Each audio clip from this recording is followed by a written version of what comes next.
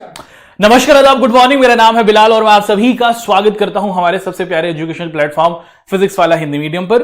हम लोग अपनी क्लास 10th के प्यारे बच्चों के साथ बात कर रहे हैं और क्लास 10th के प्यारे बच्चों के साथ बात करते हुए जो हमारा ज्योग्राफी वाला पोर्शन है, सामाजिक अध्ययन में, सोशल स्टडीज में जो हमारा आप देखते हैं कि ज्योग्राफी वाला पोर्शन है, भूगोल वाला पोर्शन है, उसको लेकर हम लोग आप सभी के साथ आ चुके हैं।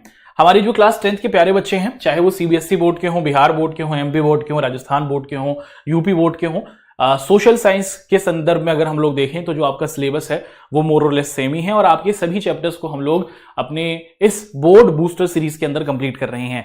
और क्लास 10th के प्यारे बच्चों के साथ हमारी जो सीरीज चल रही है, इसके अंदर हम लोगों ने हिस्ट्री के बहुत से चैप्टर्स को पढ़ा है, हमने पॉलिटिकल साइंस के बहुत से चैप्टर्स को पढ़ा है और आज की हमारी इस क्लास में आप सभी बच्चों ने करी थी डिमांड के साथ ज्योग्राफी का वो जो कृषि वाला चैप्टर है ना, भूगोल का, वो पढ़वा दीजिए। तो उसी बात को ध्यान में रखते हुए आपके सामने पेश किया जा रहा है। आप देख पा रहे हैं दोस्तों, चैप्टर का नाम है कृषि और बहुत अच्छे तरीके से इस चैप्टर से संबंधित बहुत सारी बातों को आप लोगों के सामने हम लोग रखने वाले हैं। तो क्या क्या चीजों को पढ़ा जाएगा, किस किस चीजों को हम लोग अध्ययन करेंगे, बहुत सारी चीजें आपको यहां पर सीखने को मिलने वाली हैं दोस्तों। बहुत इंटरेस्टिंग चीजें होंगी, ठीक है जी। तो कुर्सी की पेटी बांध लीजिए, बहुत इंटरेस्टिंग तरीके से ये जो पूरा का पूरा हमारा कृषि वाला अध्याय है इसको हम लोग समझेंगे।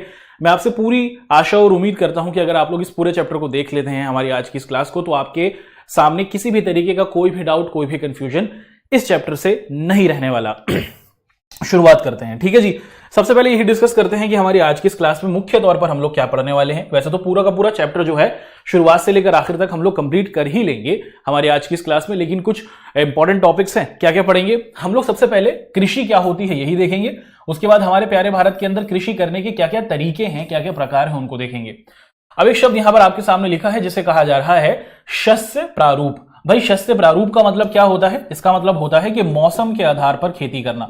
मौसम के आधार पर खेती करना। हमारा जो प्यारा भारत है, यहां पर सर्दी, गर्मी, बारिश के आधार पर खेती होती है। इनको क्या कहा जाता है, यहां पर कौन सी फसलें उगती हैं, उनको हम लोग समझने की कोशिश करेंगे। और उसके बाद हम लोग भारत के अंदर जो हमारी मुख्य फसलें हैं, मुख्य फसलें का मतलब वो फसलें जिनको आप और हम खाते हैं, है ना जी, ये कहां कहां पर उगती हैं, इनके लिए कौन कौन से तापमान की जरूरत होती है, कितनी बारिश की जरूरत होती है, इनकी खेती किस तरीके से की जाती है, इस पर ये हमारा पूरा का पूरा अध्याय होने वाला है। तो दोस्तों, इस तरीके से हमें इस पूरे अध्याय को पढ़ना होगा। हमारा जो पूरा का पूरा चैप्टर है वो उसके अंदर कंप्लीट हो जाएगा। इसी के साथ जो हमारी हरित क्रांति है उसको देखेंगे और उसी के साथ साथ वैश्वीकरण, ग्लोबलाइजेशन ने कैसे हमारी भारत की खेती को प्रभावित किया, दुनिया की खेती को प्रभावित किया, उसको समझने की कोशिश आपके साथ करेंगे। बहुत बड़ा चैप्टर होने वाला है और बहुत ही इंटरेस्टिंग चैप्टर होने वाला है और बहुत सारी चीजें आपको इस चैप्टर के संदर्भ में सीखने को मिलेंगी। शुरुआत करते हैं। सबसे पहले क्यों ना हम लोग इस शब्द को, जो आपके सामने यहां पर लिखा है, चैप्टर का नाम ही है दोस्तों, जिसे हम लोग कह रहे हैं कृषि। क्या कोई ऐसा हमारा राज दुलारा है जिसे कृषि का अर्थ नहीं पता? ऐसा हो ही नहीं सकता। आप सभी बच्चे जानते हैं कि कृषि का मतलब क्या होता है दोस्तों। साधारण शब्दों में अगर हम लोग इसे कहें तो इसे हम लोग किस तौर पर देखते हैं? इसे हम लोग खेती कहते हैं। क्या कहते हैं भैया जी? हमारे पास खेत हैं, उसके अंदर फसलों को उगाया जाता है, इसी को हम लोग कृषि या फिर खेती कहते हैं। और अगर हम लोग देखें, जो हमारा प्यारा भारत है, ये खेती के संदर्भ में एक बहुत ही महत्वपूर्ण देश है। जी हां, हमारे प्यारे भारत के अंदर अगर आप लोग देखें, लगभग आधे से अधिक, 2/3 अगर हम लोग देखें, यानी कि लगभग 70% जो जनसंख्या है हमारे प्यारे भारत की, वो खेती में आप देखते हैं कि प्रत्यक्ष या फिर अप्रत्यक्ष तौर पर लगी हुई है। यानी कि हर 100 में से 70 लोग जो हैं वो आपको खेती के कामों के अंदर काम करते हुए दिखते हैं। तो भारत की अधिकतर जो जनसंख्या है वो अभी भी खेती काम करती है, खेती के काम में अग्रसर है।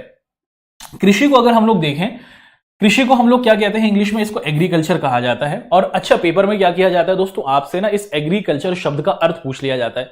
सबसे पहले इसके अर्थ को समझ लेते हैं। भाई, एग्री का मतलब क्या होता है दोस्तों? एग्री का मतलब होता है भूमि। एग्री का मतलब क्या होता है? भूमि। और कल्चर का मतलब क्या होता है दोस्तों? कल्चर का मतलब होता है खेती। अर्थात ऐसी भूमि या फिर ऐसी जमीन जहां पर खेती की जाती है, उसी को हम लोग एग्रीकल्चर कहते हैं। तो भारत दुनिया का एक बड़ा देश है जहां पर बड़ी मात्रा में खेती की जाती है। लगभग 70% पॉपुलेशन भारत की खेती कर रही है। एग्रीकल्चर इसे अंग्रेजी में कहते हैं और एग्रीकल्चर का क्या अर्थ है उसको हमने आपके सामने पेश किया। चलिए, यहां तक तो हमने कृषि शब्द को समझा। अब समझने की कोशिश करते हैं कि कृषि के प्रकार किस तरीके से हैं। पेपर में ये सवाल पूछा जाता है कि कृषि के कितने प्रकार हैं, ये बताइए। जैसे मैंने आपको बताया कि हमारा भारत कृषि के संदर्भ में एक बहुत ही बड़ा देश है और प्राचीन समय से ही अगर हम लोग देखें कि हड़प्पन सभ्यता के समय से ही, है ना, हजारों साल पीछे से ही अगर हम लोग देखें तो भारत में बड़े स्तर पर खेती की जाती रही है। और खेती समय के हिसाब से क्या हुआ है, आप देखते हैं कि बदल गई है ना। तो अगर हम लोग भारत में देखें, जो हमारी कृषि की पद्धति है ये एक प्राचीन क्रिया है। प्राचीन क्रिया का मतलब भैया हजारों सालों से हम देखते आ रहे हैं कि खेती भारत में की जा रही है, और ये जो खेती है ये समय के हिसाब से बदली है। तकनीक आती चली गई, टेक्नोलॉजी आती चली गई, मशीनें आती चली गई, और जो हमारी खेती करने का तरीका है ये प्राचीन समय से हम लोग देखते हैं कि बदलता गया।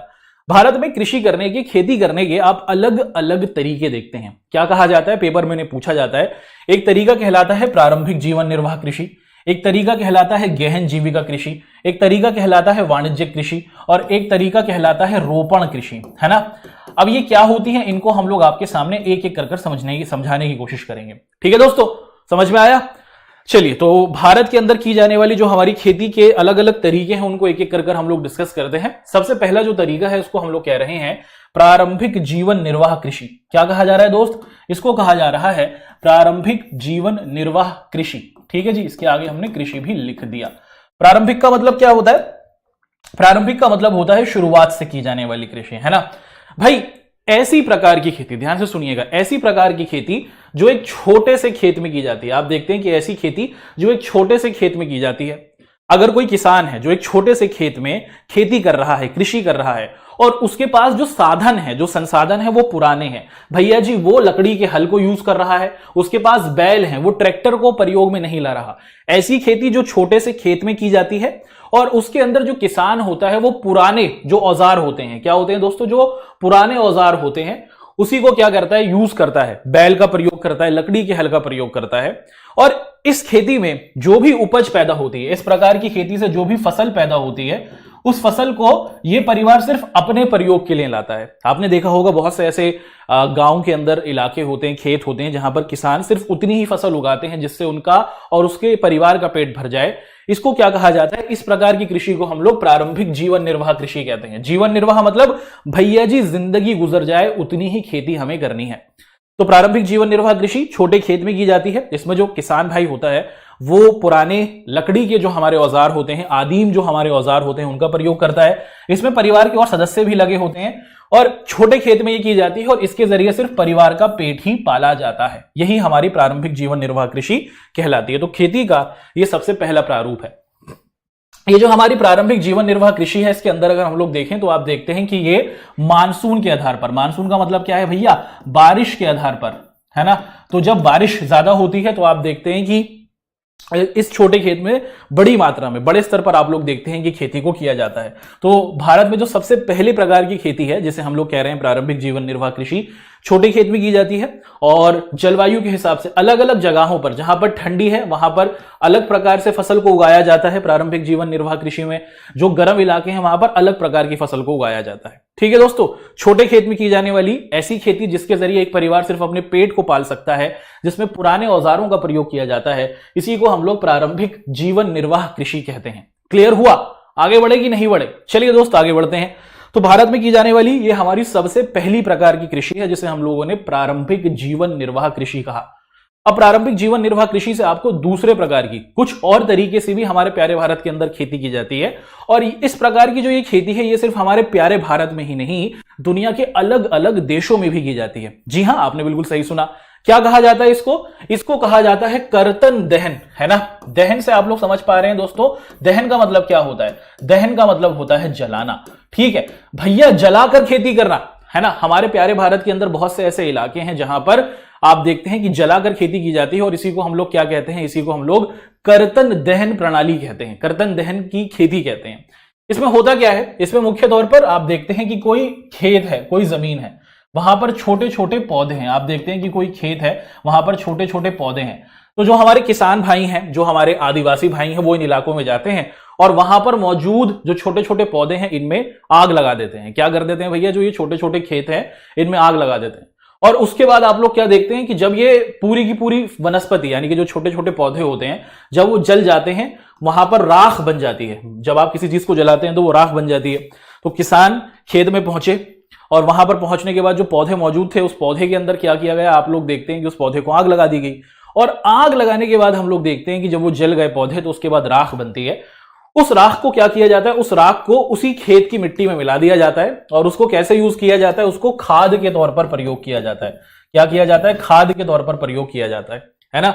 और जब ये जो हमारी कर्तन दहन प्रणाली वाली खेती होती है, इसके अंदर आप लोग देखते हैं कि जो जमीन होती है उसको मुख्य तौर पर क्या किया जाता है, अगर किसान ने, अगर आपके जो खेती करने वाला व्यक्ति है उसने एक बार एक जगह पर जलाकर खेती की, तो फिर वो उसे काफी समय के लिए छोड़ देता है और फिर दूसरी जगह पर वो खेती के लिए जाता है। तो कर्तन दहन प्रणाली में मुख्य तौर पर हम देखते हैं कि जलाकर खेती की जाती है और इसके जरिए क्या किया जाता है, मुख्य तौर पर इस प्रकार से ही खेती को किया जाता है। और भारत में यह भी खेती करने का एक बहुत ही पुराना तरीका है।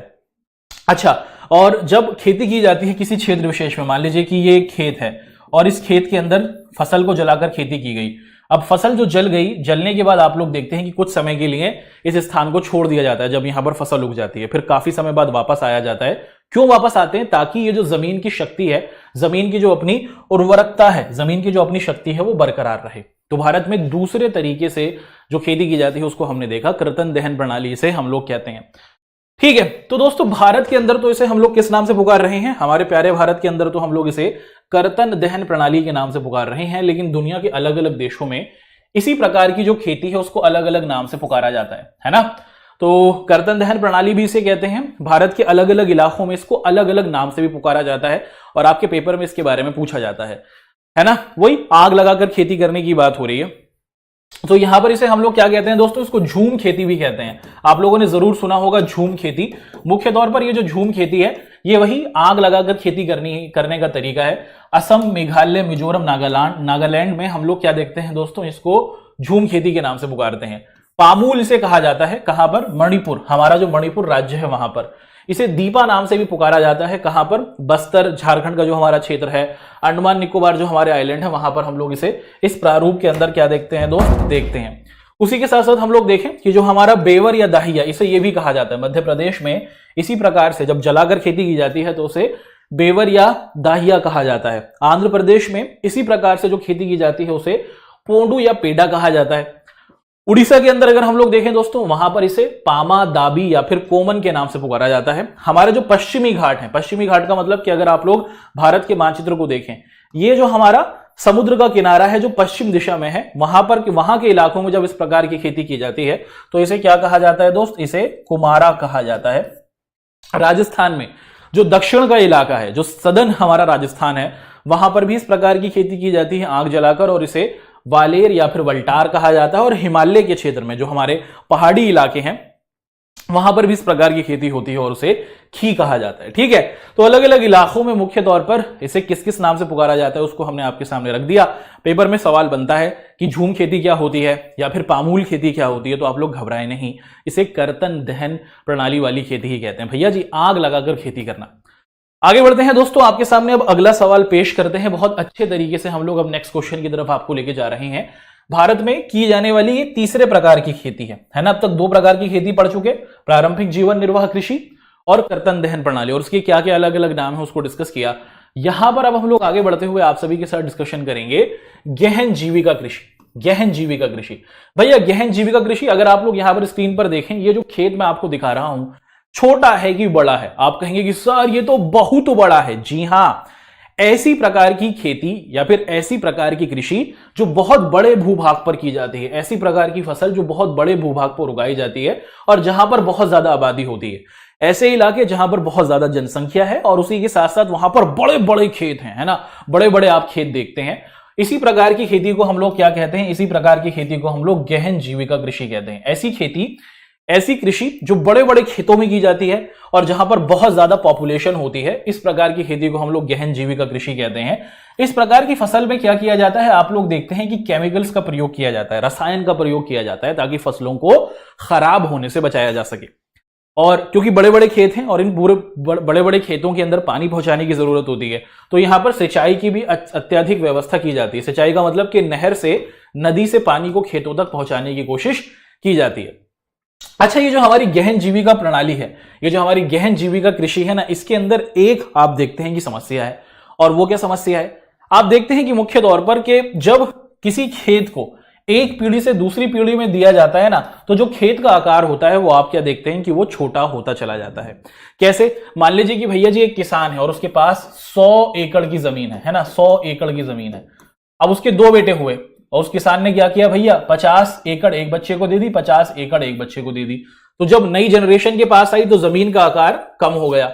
ऐसे ही आप देखते हैं कि अब इस व्यक्ति के भी एक बेटा हुआ तो इस व्यक्ति ने भी क्या किया, अपने बेटे को बांट दी, है ना। और आप देखते हैं कि फिर धीरे धीरे जो जमीन का आकार होता है वो आपको छोटा होता हुआ दिखता चला जाता है। तो जो गहन जीविका कृषि करने वाले हमारे किसान हैं, जब वो पीढ़ी दर पीढ़ी अपनी जमीन को बांटते हैं अपने जनरेशंस के अंदर, अपनी बच्चों के अंदर, तो आप देखते हैं कि जो उनके भूखंड है, उनकी जो जमीन है उसका आकार छोटा हो जाता है और आखिर में जो आने वाली जनरेशन होती है उनके पास तो बहुत कम आप देखते हैं कि जमीन बचती है। और इसीलिए जो पुराने जमाने में बड़े बड़े खेतों के मालिक हुआ करते थे, आज के समय में आप देखते हैं कि इस प्रकार के जो किसान थे अब वो किसी और रोजगार की तलाश में हमें दिखते हैं। तो भारत में की जाने वाली ये हमारी तीसरी प्रकार की खेती है जिसे हम लोग गहन जीविका कृषि के नाम से पुकार रहे हैं और बहुत अच्छे तरीके से हमने इसको आपके सामने रखा दोस्तों। ठीक है, बढ़ते हैं आगे। एक और प्रकार की खेती हमारे प्यारे भारत में होती है। अब तक 3 प्रकार की खेतियां देख चुके हैं, ये हमारी चौथी प्रकार की खेती है। इसे हम लोग कह रहे हैं वाणिज्यिक कृषि। क्या कहा जा रहा है इसे हम लोग कह रहे हैं वाणिज्यिक कृषि। वाणिज्यिक कृषि का मतलब क्या होता है दोस्तों, कि एक ऐसी प्रकार की खेती जो इसीलिए की जाती है ताकि इससे जो फसल पैदा हो ना, इसको बेचकर पैसा कमाया जाए। वाणिज्यिक का मतलब क्या होता है भैया, व्यापार। क्या मतलब होता है दोस्तों, व्यापार। तो ऐसी खेती जिसको करने का ही उद्देश्य ये होता है कि जो भी फसल पैदा होगी ना, उस फसल को हम लोग क्या करेंगे, बेचकर मुख्य तौर पर क्या करेंगे, पैसा कमाएंगे। ऐसी खेती को हम लोग वाणिज्य कृषि कहते हैं। और इस प्रकार की खेती में बहुत एडवांस किस्म की जो मशीनें होती हैं उनका प्रयोग किया जाता है। आप देखिए कितना आधुनिक ट्रैक्टर यहां पर आप देख रहे हैं कि प्रयोग में लाया जा रहा है। ऐसी खेती जिसका उद्देश्य यह होता है कि भैया जो भी फसल पैदा होगी इसको हम लोग बेचेंगे और बेचकर लाभ कमाएंगे। इस प्रकार की खेती में हम देखते हैं कि आधुनिक मशीनों का प्रयोग किया जाता है, नई नई एडवांस टेक्नोलॉजी का प्रयोग किया जाता है और इसमें अच्छे प्रकार के बीजों का प्रयोग होता है और कीटनाशकों का प्रयोग किया जाता है। जो खरपतवार नाशक होते हैं, जो छोटी छोटी फसल हमारी असली फसल को खराब करती है, उसको भी यहां से हटाया जाता है। तो एक ऐसी फसल जिसको उगाने का उद्देश्य बेचना ही होता है, जिसमें आधुनिक किस्म के जो आपकी मशीन और तकनीक होती है उसका प्रयोग किया जाता है, जिसमें अच्छे बीजों का प्रयोग किया जाता है, अच्छी खाद का प्रयोग किया जाता है, उसको हम लोग क्या कहते हैं, वाणिज्यिक कृषि या फिर व्यापारिक कृषि भी कहते हैं। बढ़ते हैं आगे, समझने की कोशिश करते हैं कि हमारे प्यारे भारत के अंदर मुख्य तौर पर, है ना दोस्तों, हमारे प्यारे भारत के अंदर मुख्य तौर पर वाणिज्यिक कृषि कहां पर की जाती है। भारत के वो कौन से ऐसे इलाके हैं जहां पर खेती करने का मकसद ही ये है कि हमारे पास जो भी फसल पैदा हो भैया इसको बेचें और पैसा कमाएं और लाभ कमाएं। तो अगर आप लोग मुख्य तौर पर देखें कि जो हमारे भारत के ज्यादा संपन्न वाले खेती वाले इलाके हैं, जैसे हमारा पंजाब हुआ, उसी के साथ आप देखते हैं कि हरियाणा हुआ, उसी के साथ हम देखते हैं कि जो हमारा वेस्टर्न उत्तर प्रदेश हुआ, है ना, पश्चिमी उत्तर प्रदेश हुआ, महाराष्ट्र के जो हमारे इलाके हुए, ये जो हमारे क्षेत्र हैं, यहां पर आप लोग देखते हैं कि यहां पर बड़े पैमाने पर वाणिज्य कृषि की जाती है। उसी के साथ तमिलनाडु का हमारा क्षेत्र हुआ, आंध्र प्रदेश का हमारा इलाका हुआ, यहां पर भी जो फसलों को उगाया जाता है उसका उगाने का उद्देश्य यही है कि भैया इससे व्यापार किया जाएगा। तो भारत में की जाने वाली ये हमारी एक और प्रकार की फसल थी और इसमें आधुनिक प्रकार के हमने क्या देखा दोस्तों, तकनीक का प्रयोग होते हुए देखा। आगे बढ़े, यहां तक कोई कंफ्यूजन आपके सामने, मेरे हिसाब से आपके सामने कोई कंफ्यूजन नहीं होगा। बहुत अच्छे तरीके से हम लोग हर चीज को आपके सामने रख ही रहे हैं। ये चैप्टर बहुत इंटरेस्टिंग है। अभी तक हमने खेती के अलग अलग प्रकारों के बारे में डिस्कशन किया है, एक प्रकार हमारा और बढ़ता है दोस्तों, उसको भी देख लेते हैं। इसको कहा जाता है रोपण कृषि। पेपर में सीधा सवाल पूछा जाता है ऐसे ही कि वाणिज्य कृषि क्या है, कर्तन दहन प्रणाली क्या है, सीधा सवाल बनता है और आपने अब हर चीज को समझ लिया है और इसी तरीके से सवाल बनेंगे जैसा आपको बताया है वैसे ही पट पट पट पट आंसर लिख दीजिएगा, पूरे नंबर। अरे भैया पूरे नंबर ले लीजिएगा, ठीक है। चलिए दोस्तों स्टार्ट करते हैं। यहां पर अगर आप लोग देखें, सवाल है कि रोपण कृषि क्या है ना, या फिर पूछा जाता है कि रोपण कृषि से क्या तात्पर्य है। अलग अलग तरीके से सवाल बनता है, इसको समझ लेते हैं। अब तक की हमने जितनी भी फसलों के बारे में देखा, अब तक की हमने जितनी भी खेती करने के तरीकों को देखा, आप वहां पर एक चीज देखते हैं कि क्या किया जाता है। आप ये देखते हैं कि बीज होते हैं, छोटे छोटे बीज होते हैं। इन बीज को क्या किया जाता है, आप देखते हैं कि इन बीज को जमीन में डाल दिया जाता है, फिर उसको पानी वानी दिया जाता है और उसके बाद खेती की जाती है। ये जो रोपण कृषि होती है ना दोस्त, रोपण कृषि के अंदर अगर आप लोग देखें जो खेती है वो थोड़ी अलग तरीके से होती है।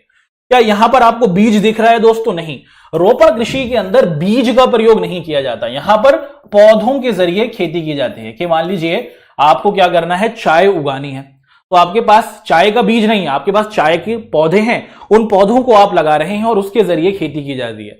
रोपण कृषि का मतलब क्या है? रोपण कृषि का मतलब है कि हम बीज के बजाय, कि हम बीज का प्रयोग नहीं करेंगे दोस्त, हम बीज के बजाय क्या करते हैं, छोटे छोटे पौधे जो होते हैं, जिस फसल को हम उगा रहे हैं उसको लगाते हैं। तो बीज के बजाय पौधों का प्रयोग किया जाता है। और ये जो आपकी रोपण कृषि है, ये भी आप देखते हैं कि ये बहुत ही बड़े भूभाग में की जाती है। तो जिन इलाकों में रोपण कृषि की जाती है, पौधे लगाकर खेती की जाती है, ये बड़े बड़े खेतों में की जाती है और इसमें बीजों का प्रयोग नहीं होता। जो हमारे किसान भाई होते हैं वो मुख्य तौर पर आपको दिखता है कि पौधे लगाते हुए दिखते हैं। इस प्रकार की खेती में ना बहुत ज्यादा पूंजी लगती है, बहुत पैसा लगता है, क्योंकि ये जो फसल होती है ये मौसम से खराब हो जाती है, तो इसको संभालने की जरूरत होती है, बहुत ज्यादा पैसा लगाने की जरूरत होती है और बहुत अच्छे कामगारों का मतलब होता है अच्छे मजदूरों की जरूरत होती है जो इस प्रकार की फसल को सही तरीके से निकाल सके। ये जो हमारी रोपण कृषि है ना, इसके जरिए जो भी फसल उगती है उसको भी मुख्य तौर पर बेचा ही जाता है ना। तो जो हमारी रोपण कृषि से पैदा होने वाली बहुत सी फसलें हैं उनको मुख्य तौर पर क्या किया जाता है, आप देखते हैं कि उनको बेचने के लिए ही प्रयोग में लाया जाता है, उनको बेचने के तौर पर ही प्रयोग में लाते हैं। अब सवाल आपके दिमाग में जरूर आ सकता है कि सर जी तनिक ये तो बता दीजिए कि कौन कौन सी फसलें हैं जो हम रोपण कृषि के जरिए उगाते हैं, यानी कि बीज का प्रयोग नहीं करते, हम लोग क्या करते हैं, हम पौधों के जरिए उगाते हैं।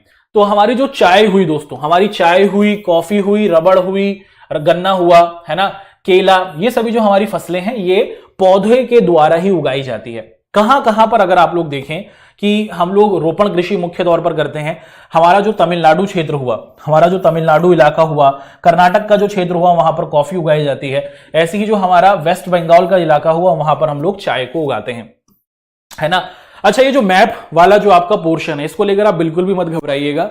हम एक स्पेसिफिकली क्लास करेंगे, हम एक अपनी क्लास करेंगे जिसके अंदर ज्योग्राफी के, हिस्ट्री के, कक्षा 10 के अंदर आपके जितने भी मैथ के जितने भी आपके मैप्स के आंसर क्वेश्चंस होंगे, मानचित्र से संबंधित आपके सवाल होंगे, उनको हम लोग करने वाले हैं। तो अभी तो सिर्फ हम इनकी पहचान देख रहे हैं, उसमें किस तरीके से क्वेश्चंस को पूछा जाता है वो भी कर लेंगे, तो उसको लेकर आप बिल्कुल भी घबराइएगा मत, ठीक है। अभी बस यहां पर हमें समझना है कि कौन कौन से इलाकों में हम रोपण कृषि करते हुए देख लेते हैं, ठीक। तो यहां तक तो हमने भारत में की जाने वाली जो हमारी फसल है उनके अलग अलग प्रकारों को देखा, है ना दोस्तों। यहां पर हमारे भारत में किस किस तरीके से हम लोग क्या करते हैं, मुख्य तौर पर अपनी फसलों को उगाते हैं, उसके बारे में हमने डिस्कशन किया। भारत में जो फसलें उगती हैं, भारत के अंदर जो खेती की जाती है वो मौसम के आधार पर होती है। ये पूरा पोर्शन यहां तक कंप्लीट हुआ। रोपण कृषि, वाणिज्यिक कृषि, कर्तन दहन वाली कृषि, झूम खेती क्या है, प्रारंभिक जीवन निर्वाह कृषि क्या है, उसको समझा। समझ में आया ना? आया कि नहीं आया? आया होगा दोस्त। बढ़ते हैं आगे और यहां पर अब हम लोग आपके साथ क्या डिस्कस करेंगे दोस्तों, यहां पर लिखा है शस्य प्रारूप। शस्य प्रारूप का मतलब क्या होता है, चलिए समझने की कोशिश यहां पर हम लोग आपके साथ कर लेते हैं। भैया शस्य प्रारूप का मतलब होता है मुख्य तौर पर कि मौसम के आधार पर हम लोग क्या करते हैं, भारत में फसलों को उगाते हैं। हमारी जो फसल होती है वो मुख्य तौर पर मौसम के आधार पर होती है और भारत में हमें 3 प्रकार का मौसम दिखता है ना। कौन कौन सा मौसम दिखता है भैया? हमें दिखती है सर्दी, है ना, उसी के साथ हमें दिखती है गर्मी और उसी के साथ हमें क्या दिखती है दोस्तों, बरसात, है ना। 3 प्रकार का मौसम हमें दिखता है और इसी को हम लोग क्या कहते हैं, शस्य प्रारूप कहते हैं। जो हमारा भारत का कॉपिंग पैटर्न है, जो खेती करने का तरीका है, वो मौसम के आधार पर है। भारत में 3 प्रकार की हमें मौसम दिख जाते हैं, सर्दी, गर्मी और बारिश। इसमें अलग अलग प्रकार की फसलें उगती हैं और इनको अलग अलग नाम से पुकारते हैं। इसकी कहानी को आपके सामने डिस्कस करते हैं। आप लोगों ने जरूर सुना होगा रबी की फसल, है ना। अब ये रबी की फसल क्या होती है, रबी की फसल से क्या तात्पर्य है, रबी की फसल की पूरी कहानी क्या है, चलिए आपके सामने हम लोग डिस्कस कर लेते हैं। सबसे पहले आप लोग देखिए भैया, भारत में हमारी वो फसल जो हम क्या करते हैं जाड़े में। जाड़े का मतलब क्या होता है, अरे भैया जी जाड़ा हो रहा है, जरा हाथ क्या कर लें, सेक लें, ऐसा करते हैं। सर्दी के अंदर बहुत सारे लोग, आपको पता है, जी हाँ, जाड़े का मतलब होता है सर्दी, है ना दोस्तों। तो भारत में वो हमारी फसल जो हम सर्दी में उगाते हैं, वो हमारी फसल जिसको हम लोग सर्दी में बोते हैं, उसको हम लोग क्या कहते हैं, रबी की फसल कहते हैं, ठीक है। इसे जाड़े की फसल भी कहा जाता है, सर्दी की फसल भी कहा जाता है, या फिर इसे रबी भी कहते हैं। बहुत मशहूर नाम है इसका, रबी, है ना। तो रबी जो हमारी फसलें होती हैं वो सर्दी के मौसम में बोई जाती हैं या फिर जाड़े के मौसम में हम इसे बोते हैं। अच्छा, इसकी बुआई कब होती है, किस महीने में हम इसे बोते हैं, यह भी सवाल बनता है। मुख्य तौर पर अगर आप लोग देखें कि जो अक्टूबर से दिसंबर का महीना होता है, इसी में तो ठंडी पड़ती है, इसी में तो ठंड ज्यादा होती है। तो अक्टूबर से दिसंबर का जो हमारा महीना होता है, इसके अंदर जब हम फसल को उगाते हैं तो इस प्रकार की फसल को हम लोग रबी की फसल कहते हैं या फिर जाड़े की फसल कहते हैं।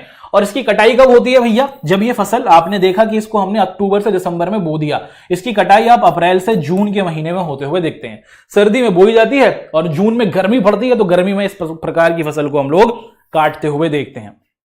रबी की फसल समझ में आई, जो सर्दी में बोई जाती है। सर्दी में मुख्य तौर पर अक्टूबर से दिसंबर तक जो हम बोते हैं और इसकी कटाई अप्रैल से जून के बीच में आप लोग होते हुए देख लेते हैं।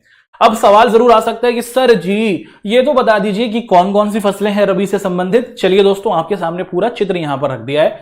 आप देखें कि जो हमारी रबी की मुख्य फसलें हैं कौन कौन सी है। भैया गेहूं हमारा सर्दी में बोया जाने वाला हमारा क्या है, रबी की फसल है। उसी के साथ जो हमारी मटर है ये भी आपको क्या दिखती है दोस्त, रबी की फसल दिखती है। सरसों है ना, सरसों दी रोटी मक्के दी साग आपने सुना होगा है ना, मक्के दी रोटी सरसों दा साग होता है, उल्टा बोल दिया। ठीक, तो जो सरसों होता है दोस्तों ये भी आपकी रबी सर्दी में बोई जाने वाली फसल है। और भारत में मुख्य तौर पर अगर हम लोग देखें कि भारत के वो कौन से इलाके हैं जहां पर हमें रबी की फसल दिखती है, तो भारत के अंदर हमारे वो इलाके जो सर्दी में फसल को उगाते हैं, पंजाब हुआ, हरियाणा हुआ, जम्मू कश्मीर हुआ, उत्तराखंड हुआ, उत्तर प्रदेश हुआ, ये सभी हमारे जो राज्य हैं वो मुख्य तौर पर रबी की फसलों को उगाते हैं। अच्छा, मानचित्र से संबंधित कोई भी कंफ्यूजन मत रखिएगा, मानचित्र के बारे में हम लोग डिटेल्ड चैप्टर करने वाले हैं, एग्जाम से पहले करेंगे, ट्रिक्स बताएंगे आपको, ऐसे करते करते आपके दिमाग में हर चीज छप जाएगी। ठीक है, तो रबी की फसल जो सर्दी में बोई जा रही है, गर्मी में काटी जा रही है, इसको हमने रबी की फसल कहा। और रबी यानी कि सर्दी के मौसम में इन फसलों को हम लोग उगाते हैं, भारत के इन इलाकों में हम लोग इसको उगाते हैं। अगला, तो भारत में खेती मौसम के आधार पर हो रही है। सर्दी में जो खेती हो रही है उसको हमने रबी कहा। भैया दूसरा जो हमें मौसम दिखता है उसे कहा जाता है गर्मी, है ना दोस्तों, गर्मी। तो गर्मी में जिस फसल को हम लोग उगाते हैं उसको हम लोग क्या कहते हैं, खरीफ कहते हैं। क्या कहा जाता है, इसको हम लोग खरीफ कहते हैं। ध्यान से सुन लीजिएगा, कंफ्यूजन मत रखिएगा, बहुत सिंपल तरीके से समझा रहे हैं। जो फसल गर्मी में उगाई जाती है उसको एक नाम दे दिया गया है, उसको खरीफ कहा जाता है। गर्मी में मुख्य तौर पर क्या है दोस्तों, कब पड़ती है गर्मी, जून जुलाई में पड़ती है गर्मी। आपको पता है जून जुलाई में बड़ी भयंकर गर्मी आप देखते हैं। तो ये जो हमारी खरीफ की फसल है जो गर्मी में बोई जाती है, जून जुलाई के महीने में आप देखते हैं कि इसको बोया जाता है, गर्मी के मौसम में इसको बोया जाता है। और इसको अगर आप लोग देखें तो मुख्य तौर पर हम लोग देख पा रहे हैं कि इसकी कटाई सितंबर से अक्टूबर तक हो जाती है। तो जब धीरे धीरे सर्दी आनी शुरू हो जाती है, जो खरीफ की हमारी फसलें होती हैं उसको काटा जाना शुरू हो जाता है। ठीक है, तो गर्मी में जो फसल बोई जाती है उसे खरीफ कहते हैं। ये जून जुलाई के महीने में हम देखते हैं कि इसे बोया जाता है और इसकी कटाई सितंबर से अक्टूबर के महीने में आप लोग होते हुए देखते हैं, और इसे गर्मी की फसल भी कहा जाता है ना। नाम से ही क्लियर है दोस्तों। ठीक है, अच्छा, तो यहां तक हमने क्या देखा आपके साथ, जो हमारी ये खरीफ की फसल थी इसकी कहानी को आपके सामने रखा। अब तीसरा सवाल आपके सामने आ सकता है, जैसे मैंने बताया कि शस्य प्रारूप का मतलब कि जो हमारी फसलें हैं वो मौसम के आधार पर हो रही हैं। तो गर्मी के मौसम की फसल को देख लिया, सर्दी के मौसम की फसल को देख लिया, रबी और खरीफ को। बारिश के मौसम में तो जो फसल, बरसात का दिन आया है दोस्तों, है ना, तो वो हमारी फसल मुख्य तौर पर आप देखें कि जो बारिश के मौसम में, जब बारिश पड़ती है उस मौसम के आसपास जो फसलें उगाई जाती हैं उनको हम लोग जायद की फसल कहते हैं, है ना। तो बारिश के मौसम के आसपास में, बरसात के समय में जब हम लोग क्या करते हैं, जिस फसलों को उगाते हैं उनको हम लोग क्या कहते हैं, जायद की फसल कहते हैं। मुख्य तौर पर हमारा तरबूज हुआ, खरबूजा हुआ, खीरा हुआ, जो सब्जियां हुई ना, वो मुख्य तौर पर आप लोग देखते हैं कि इस मौसम के अंदर बोई जाती थी। लेकिन अब इनकी मांग बहुत ज्यादा बढ़ गई है। आज के समय में आप देखते हैं कि ये जो हमारी फल और सब्जियां हैं इनकी मांग बहुत ज्यादा बढ़ गई है। इसीलिए अब ये जो हमारी फसल है ये हमें साल के 12 महीने में आती हुई दिखती है। साल भर आप देखते हैं कि ये आपको बाजारों के अंदर दिख जाती हैं। तो जायद वाली जो फसल है ये बरसात के मौसम में मुख्य तौर पर बोई जाती है। तरबूज, खरबूजा, खीरे, भैया ठीक है, इस प्रकार की फसलों को हम लोग क्या कहते हैं, जायद की फसल कहते हैं। और ये जो हमारी फसल होती है मुख्य तौर पर आप लोग देखते हैं कि अब तो पूरे साल हमें दिखती हैं। गन्ना जो है दोस्तों वो भी इसी मौसम के अंदर मुख्य तौर पर लगाया जाता है। एक सीधा सवाल पूछा जाता है कि गन्ना किस प्रकार की फसल है, तो गन्ना जो है दोस्तों ये जायद फसल है। ठीक है जी, चलिए अब यहां तक तो हमने आपके साथ भारत में खेती करने के तरीके क्या हैं उनको देखा। भारत में खेती मौसम के आधार पर होती है, सर्दी, गर्मी, बरसात, क्लियर हो गया, रबी, खरीफ और जायद। अब सवाल यहां से खड़ा होगा, भारत के अंदर हमारे पास जो हमारी मुख्य फसलें हैं, हमारे प्यारे भारत देश के अंदर जो हमारी मुख्य फसलें हैं, एक एक कर उनके बारे में हम लोग आप सभी के साथ क्या करेंगे, डिस्कशन करेंगे। तो हमारे प्यारे भारत के अंदर जो हमारी मुख्य फसलें हैं उनके बारे में हम लोग डिस्कशन करने वाले हैं। ठीक है, और ये जो हमारी मुख्य फसलें हैं ये भी आपको दो प्रकार से दिख जाती हैं। कैसे दो प्रकार से दिखती हैं, एक कहलाती हैं वो वाली फसलें जो खाद्य फसलें हैं। खाद्य फसलों का मतलब क्या है दोस्तों, खाद्य फसलों का मतलब है वो फसलें जो खाई जाती हैं।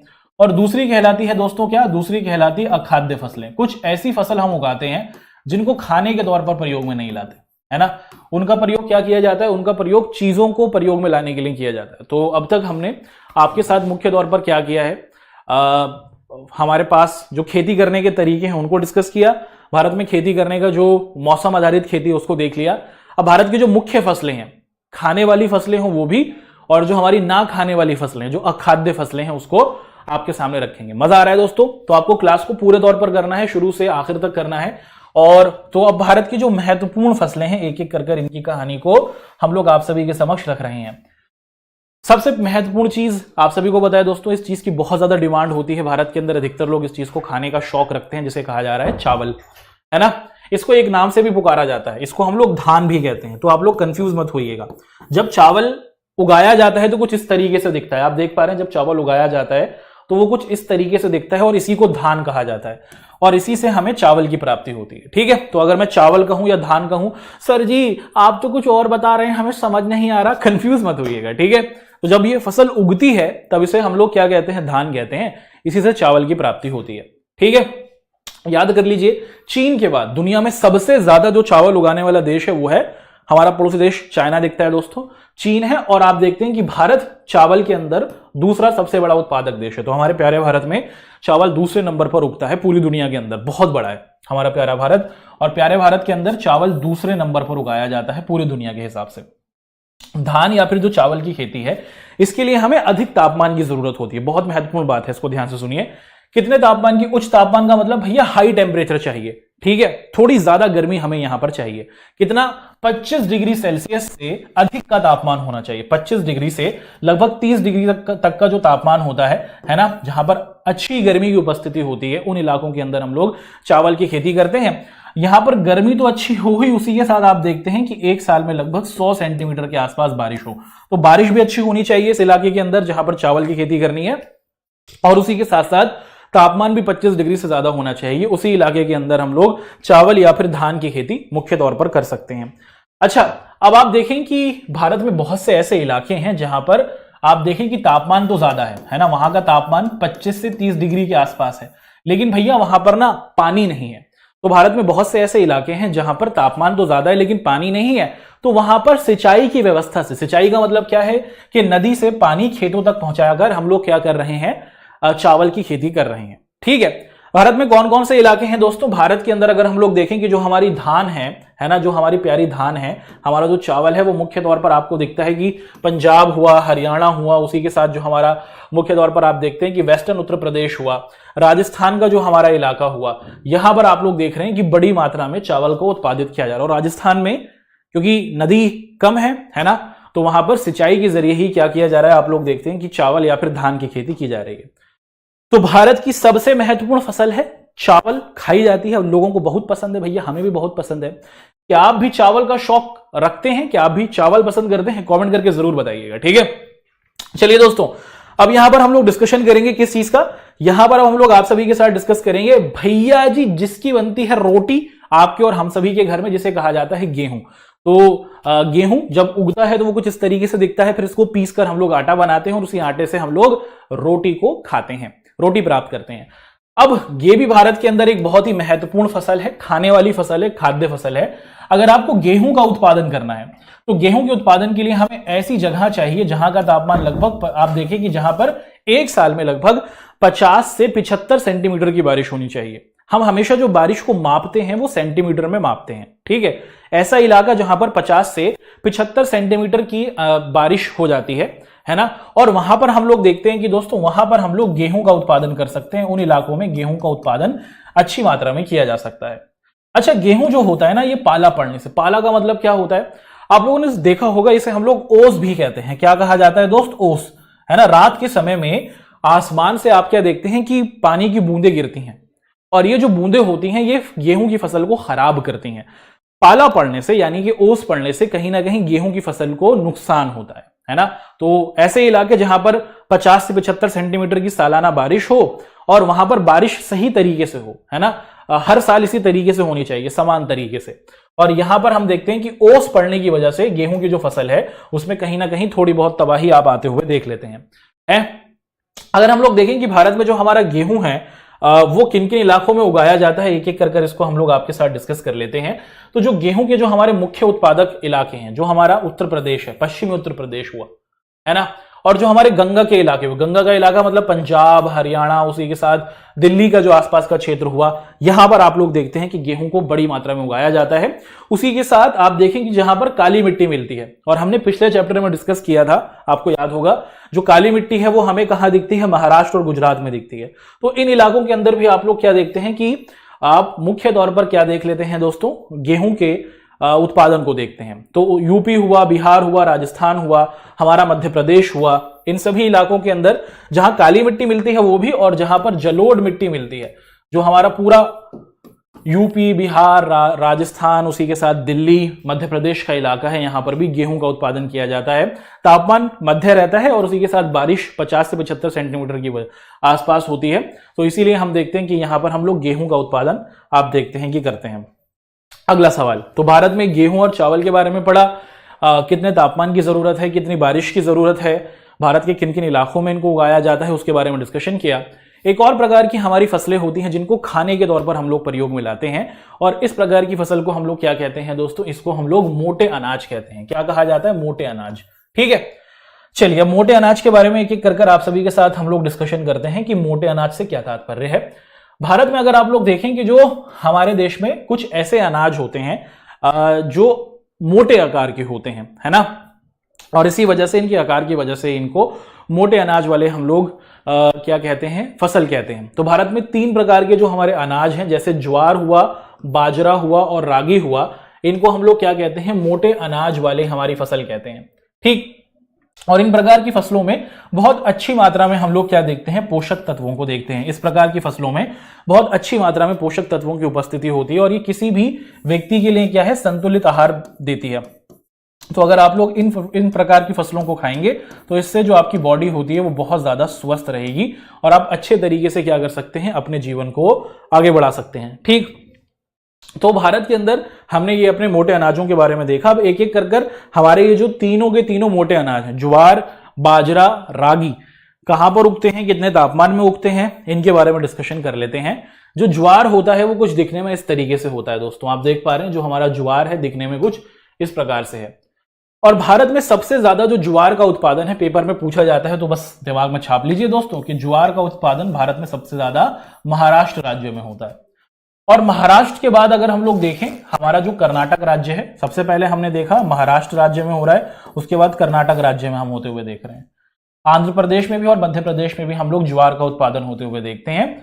ज्वार जो है वो मुख्य तौर पर आप देखते हैं कि आर्द्र है ना, आर्द्र का मतलब कि जहां पर हवा में नमी की उपस्थिति मध्यम मात्रा में हो, ना तो बहुत ज्यादा गर्म हो ना बहुत ज्यादा ठंडा हो।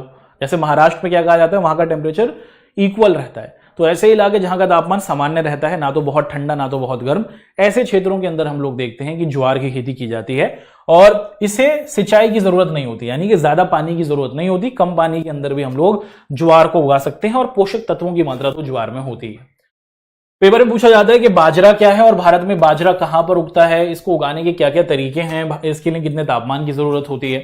तो याद कर लीजिए दोस्तों कि भारत में सबसे ज्यादा जो बाजरा है, बाजरा जानवर भी खाते हैं और इसको मनुष्य भी खाने के तौर पर प्रयोग में लाते हैं, इसे हम लोग बाजरा कह रहे हैं। भारत में जो बाजरा है वो सबसे ज्यादा राजस्थान में उगाया जाता है। तो राजस्थान भारत का ऐसा राज्य है जहां पर बाजरा सबसे ज्यादा मात्रा में उगाया जाता है। और जो हमारी काली मिट्टी वाले क्षेत्र हैं, है ना, काली मिट्टी वाले मतलब महाराष्ट्र के आसपास के जो क्षेत्र हैं, महाराष्ट्र, गुजरात और हरियाणा के आसपास के क्षेत्रों में भी बाजरे की खेती की जाती है। सबसे ज्यादा राजस्थान में उगता है बाजरा, इसको मनुष्य भी खाते हैं और पक्षी भी खाते हैं, और ये बहुत ज्यादा पोषक तत्व वाला होता है। ये भारत में जहां पर काली मिट्टी ज्यादा है वहां पर उगता है, लेकिन सबसे ज्यादा राजस्थान में आपको उगता हुआ दिख रहा है। तीसरा जो हमारा मोटा अनाज है दोस्तों, इसको हम लोग किस नाम से पुकारते हैं, ये जो हमारा तीसरा मोटा अनाज है इसको हम लोग रागी कहते हैं, है ना। तो भारत के अंदर जहां पर हमें लाल मिट्टी दिखती है, जहां पर हमें काली मिट्टी दिखती है, काली मिट्टी महाराष्ट्र में, गुजरात में दिखती है, आपको याद होगा। लाल मिट्टी हमें हमारे दक्षिण के क्षेत्रों में आसपास दिख जाती है। तो जहां पर हमें लाल मिट्टी, काली मिट्टी और उसी के साथ इन दोनों मिट्टियों की उपस्थिति होती है, वहीं पर हम लोग रागी की उपस्थिति देखते हैं। और भारत में काली मिट्टी सबसे ज्यादा कहां है, महाराष्ट्र में ही है, आप सभी को पता है। कुछ इस तरीके से रागी देखने में होता है। तो इसी वजह से रागी क्योंकि काली मिट्टी में उगाया जाता है और काली मिट्टी हमें कहां पर दिख रही है दोस्तों, महाराष्ट्र में दिखती है, तो इसीलिए महाराष्ट्र में सबसे ज्यादा रागी उगती है। और इसके बाद हम लोग देखते हैं कि जो भारत का प्यारा सा राज्य है तमिलनाडु, यहां पर भी रागी की फसल को उगाया जाता है। तो भारत के अंदर 3 महत्वपूर्ण हमारे मोटे अनाज हुए, ज्वार, बाजरा और रागी। ये कहां कहां पर उगते हैं, कितने तापमान की जरूरत होती है, कौन सी मिट्टी में ये उगते हैं, भारत के कौन से राज्य हैं जहां पर आप लोग देखते हैं कि ये जो हमारी फसलें होती हैं वो उगाई जाती हैं, उनको बहुत अच्छे तरीके से हमने आपके सामने डिस्कस किया है। भारत की महत्वपूर्ण फसलों के बारे में हम लोग आप सभी के साथ डिस्कशन कर रहे हैं। एक और हमारी महत्वपूर्ण फसल है दोस्त, इसे हम लोग क्या कहते हैं, इसे हम लोग मुख्य तौर पर पुकारते हैं मक्का, मक्के दी रोटी। जी हाँ, ये वही मक्का है ना। भुट्टा भी इसे कहा जाता है, कुछ इस तरीके से होता है दोस्तों, इंग्लिश में इसे कॉर्न कहा जाता है। और मक्के का इस्तेमाल क्या किया जाता है, इसको खाने के तौर पर भी, यानी कि हम इसे खाते भी हैं, और इसका प्रयोग जानवर को खिलाने के लिए भी किया जाता है। इसको जानवर को खाना देने के तौर पर भी प्रयोग में लाया जाता है, चारे के तौर पर भी इसका प्रयोग किया जाता है। अगर आपको खेती करनी है मक्के की, तो इसके लिए आपको जलोढ़ मिट्टी की जरूरत होती है, जो पुरानी जलोढ़ मिट्टी होती है, जो गहराई में दबी होती है, उस प्रकार की हमें जलोढ़ मिट्टी की जरूरत होती है। तो जो पुरानी जलोढ़ मिट्टी है वो मक्के की खेती के लिए बहुत बढ़िया होती है। कितने तापमान की जरूरत है, 21 से 27 डिग्री के आसपास का तापमान चाहिए। भारत के ऐसे इलाके जहां पर पुरानी जलोढ़ मिट्टी मिलती है, जहां का तापमान 21 से 27 डिग्री सेल्सियस के आसपास होता है, वहां पर हम लोग मक्के की खेती पूरे तौर पर आप देखते हैं कि करते हैं। कौन कौन से ऐसे इलाके हैं जहां पर पुरानी जलोढ़ मिट्टी मिलती है और तापमान 21 से 27 डिग्री के आसपास दिखता है? तो जो हमारा कर्नाटक, उत्तर प्रदेश और बिहार का इलाका हुआ है ना दोस्तों। आप क्या देखते हैं कि हमारा जो कर्नाटक, उसी के पास उत्तर प्रदेश, बिहार के जो हमारे इलाके हुए, मध्य प्रदेश का जो हमारा क्षेत्र हुआ, यहां पर मक्के की खेती की जाती है, क्योंकि यहां पर पुरानी जलोढ़ मिट्टी दिख रही है और तापमान 21 से 27 डिग्री के आसपास आप देखते हैं कि यहां पर प्रस्तुत किया जा रहा है। ठीक, आगे बढ़ते हैं। भारत की कुछ और महत्वपूर्ण हमारी फसलें हैं, इनके बारे में भी हम लोग डिस्कशन कर लेते हैं। इसे क्या कहा जा रहा है दोस्तों, इसे महत्वपूर्ण तौर पर हम लोग दालें कह रहे हैं, इंग्लिश में इसे पल्सेस कहा जाता है। यही है दालें। दालें तो सभी खाते होंगे, दालों के बारे में तो आप सभी को सारी जानकारी होगी ही। दालों को बहुत ही महत्वपूर्ण तौर पर चाव से खाया जाता है। तो भारत जो है दोस्तों, हमारा जो प्यारा भारत देश है, अगर आप लोग देखें तो दाल के उत्पादन में हम लोग सबसे बड़े हैं, है ना। दुनिया में सबसे ज्यादा जो दालें हैं हमारे प्यारे भारत में उगती हैं। उगाते भी हम ही हैं और उसी के साथ सबसे ज्यादा प्रयोग भी हम ही करते हैं। सबसे ज्यादा खाने वाले लोग भी हम ही हैं दालें पूरी दुनिया में। पैदा भी हमारे यहाँ सबसे ज्यादा हो रही है और उसी के साथ साथ खाते भी हम लोग ही हैं दालों को सबसे ज्यादा।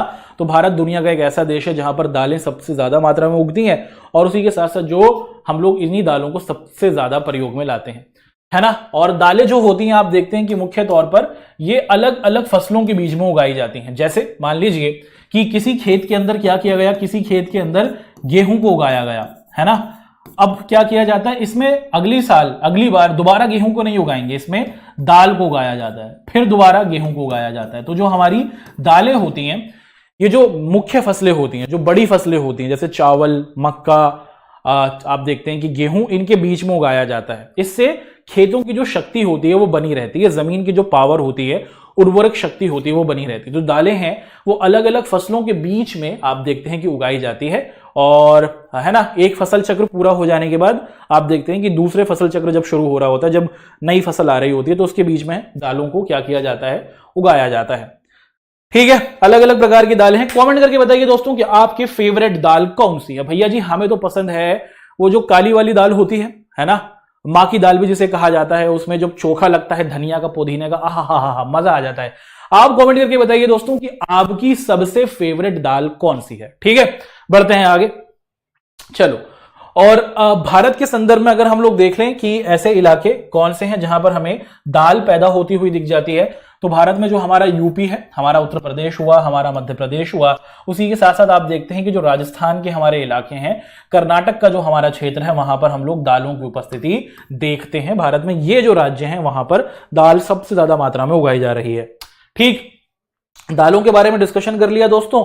अब आप सभी को लेके चलते हैं, एक और महत्वपूर्ण फसल है गन्ना जिसे कहा जाता है। और अभी अभी हम लोगों ने जब गन्ने के बारे में, फसलों के अलग अलग मौसम में उगाने की बात कर रहे थे, तब मैंने आपको गन्ने के बारे में बताया था कि आप लोग कमेंट करके बताएंगे कि गन्ना कौन सी फसल है, खरीफ की फसल है, रबी की फसल है या फिर जायद की फसल है। देखते हैं कि कौन बच्चा आंसर देगा। कमेंट करके बताइए दोस्तों। ठीक है, चलिए तो भारत में एक और प्रकार की हमारी ये फसल होती है जिसे हम लोग कह रहे हैं गन्ना। कुछ इस प्रकार से हमारा ये दिखता है, इंग्लिश में इसे शुगर केन कहा जाता है। भाई गन्ने की फसल उन्हीं इलाकों में हो सकती है जहां पर गर्मी ज्यादा पड़ती है ना, वो क्षेत्र जहां पर गर्मी ज्यादा पड़ती है। सर कितनी गर्मी पड़ती है? भाई जहां का तापमान 21 डिग्री से 27 डिग्री के आसपास हो। तो भारत में ऐसे इलाके जहां पर 21 से 27 डिग्री सेल्सियस का तापमान होता है, ज्यादा गर्मी पड़ती है, वहां पर हम गन्ना उगाते हुए देखते हैं। जहां गर्मी तो ज्यादा पड़े ही, उसी के साथ लगभग 75 से 100 सेंटीमीटर की बारिश भी हो। ऐसा इलाका जहां गर्मी भी हो और जहां पर एक साल में 75 सेंटीमीटर से 100 सेंटीमीटर के आसपास की बारिश हो जाती है, वहां पर हम लोग गन्ने की पैदा होते हुए देखते हैं। दुनिया में सबसे ज्यादा जो गन्ना है वो ब्राजील में उगता है। पेपर में सवाल बनता है ना। तो ब्राजील दुनिया में, ब्राजील जो है दक्षिणी अमेरिका का देश, वहां पर सबसे ज्यादा गन्ने को उगाया जाता है। और गन्ना अगर हम लोग देखें भारत में दूसरे नंबर पर आता है। तो भारत गन्ने के उत्पादन में दूसरे नंबर पर है पूरी दुनिया में। पहले नंबर पर हमें ब्राजील दिखता है। कौन कौन से इलाके हैं? देखो दोस्तों, जब भी गन्ने की बात की जाए तो आंख बंद करके याद कर लीजिएगा कि सबसे ज्यादा गन्ना यूपी में उगता है, हमारे उत्तर प्रदेश के अंदर उगता है। तो भारत में सबसे ज्यादा गन्ना हमारे यूपी में है। उसके बाद महाराष्ट्र राज्य में भी है गन्ने की उपस्थिति। कर्नाटक जो हमारा क्षेत्र है वहां पर भी, तमिलनाडु राज्य के अंदर भी, और पंजाब हरियाणा के अंदर भी आप लोग देखते हैं, है ना। आंध्र प्रदेश में भी, पंजाब में और हरियाणा में भी हम लोग गन्ने की पैदावाइश होते हुए देखते हैं, पैदाइश होते हुए देखते हैं। ठीक है, तो अब तक भारत की जो महत्वपूर्ण फसलें हैं उनके बारे में डिस्कशन कर रहे हैं। और गन्ने के बारे में हमने डिस्कशन किया, कितने तापमान पर उगती है, कितनी बारिश की जरूरत होती है, भारत का स्थान कहां पर है, और इसी के साथ भारत में वो कौन कौन से अग्रणी राज्य हैं जो गन्ने का उत्पादन करते हैं। आगे बढ़ते हैं मित्रों। अब एक शब्द यहां पर आपके सामने पेश किया जा रहा है, इसको हम लोग कह रहे हैं तिलहन। ध्यान से सुनिएगा, पेपर में सवाल बनता है, पूछा जाता है कि तिलहन से क्या तात्पर्य है, तिलहन का क्या अर्थ है, यह आपको बताना होता है। भाई ऐसी फसलें, ध्यान से सुनिएगा दोस्तों, ऐसी फसलें जिनसे तेल निकलता है ना, ऐसी फसलें जिनसे तेल निकलता है ना। ध्यान से सुनिएगा, तिलहन की बात की जा रही है। आप देखते हैं कि मुख्य तौर पर ऐसी फसलें जिनसे तेल निकलता है, और आप देखते हैं कि मुख्य तौर पर इनको खाने के प्रयोग में भी लाया जाता है। इनसे तेल भी निकलता है और इनको हम लोग खाते भी हैं। ऐसी फसल जिससे तेल भी निकल जाए और इसके तेल में खाना बनता है और इसको खाया भी जाता है, उसको हम लोग तिलहन कहते हैं। जैसे मूंगफली खाई भी जाती है, मूंगफली का तेल भी होता है। नारियल खाया भी जाता है, नारियल का तेल भी होता है। सरसों खाई भी जाती है, सरसों का तेल भी होता है। ऐसे ही आप देखते हैं कि हमारी और भी फसलें हैं, तो उन्हीं को हम लोग क्या कहते हैं दोस्तों, तिलहन वाली फसल कहते हैं, जो खाई भी जाती है और जिससे तेल निकालकर खाना बनाया जाता है। ठीक है भैया, कितनी अच्छी बात है। इसी को हम लोग क्या कहते हैं, तिलहन कहते हैं। तो भारत दुनिया का ऐसा देश है जहां पर सबसे ज्यादा हमें तिलहन की फसलें दिखती हैं।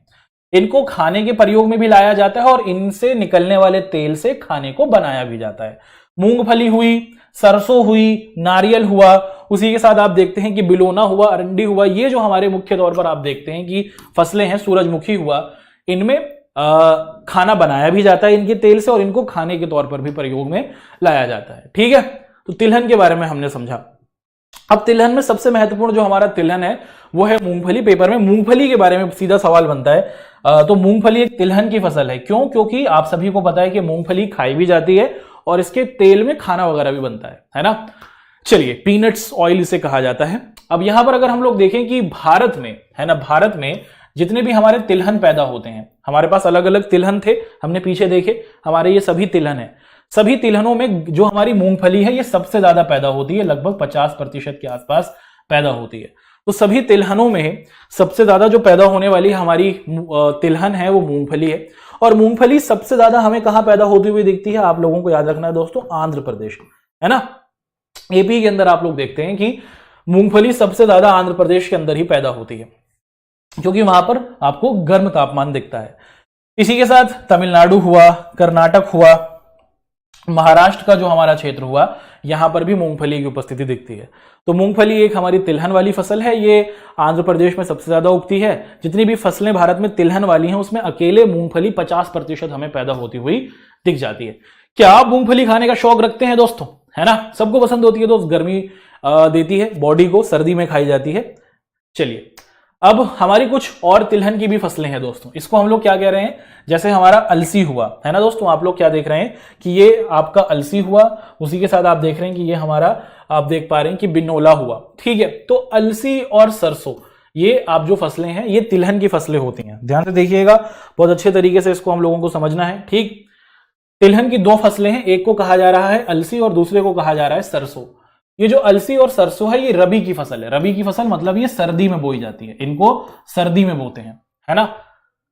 कौन से भाग में, जो हमारा उत्तर भारत है, उत्तर भारत का मतलब क्या हुआ कि जो हमारा ये यूपी बिहार महाराष्ट्र का क्षेत्र है, जब यहां पर बोया जाता है किसको दोस्तों, सरसों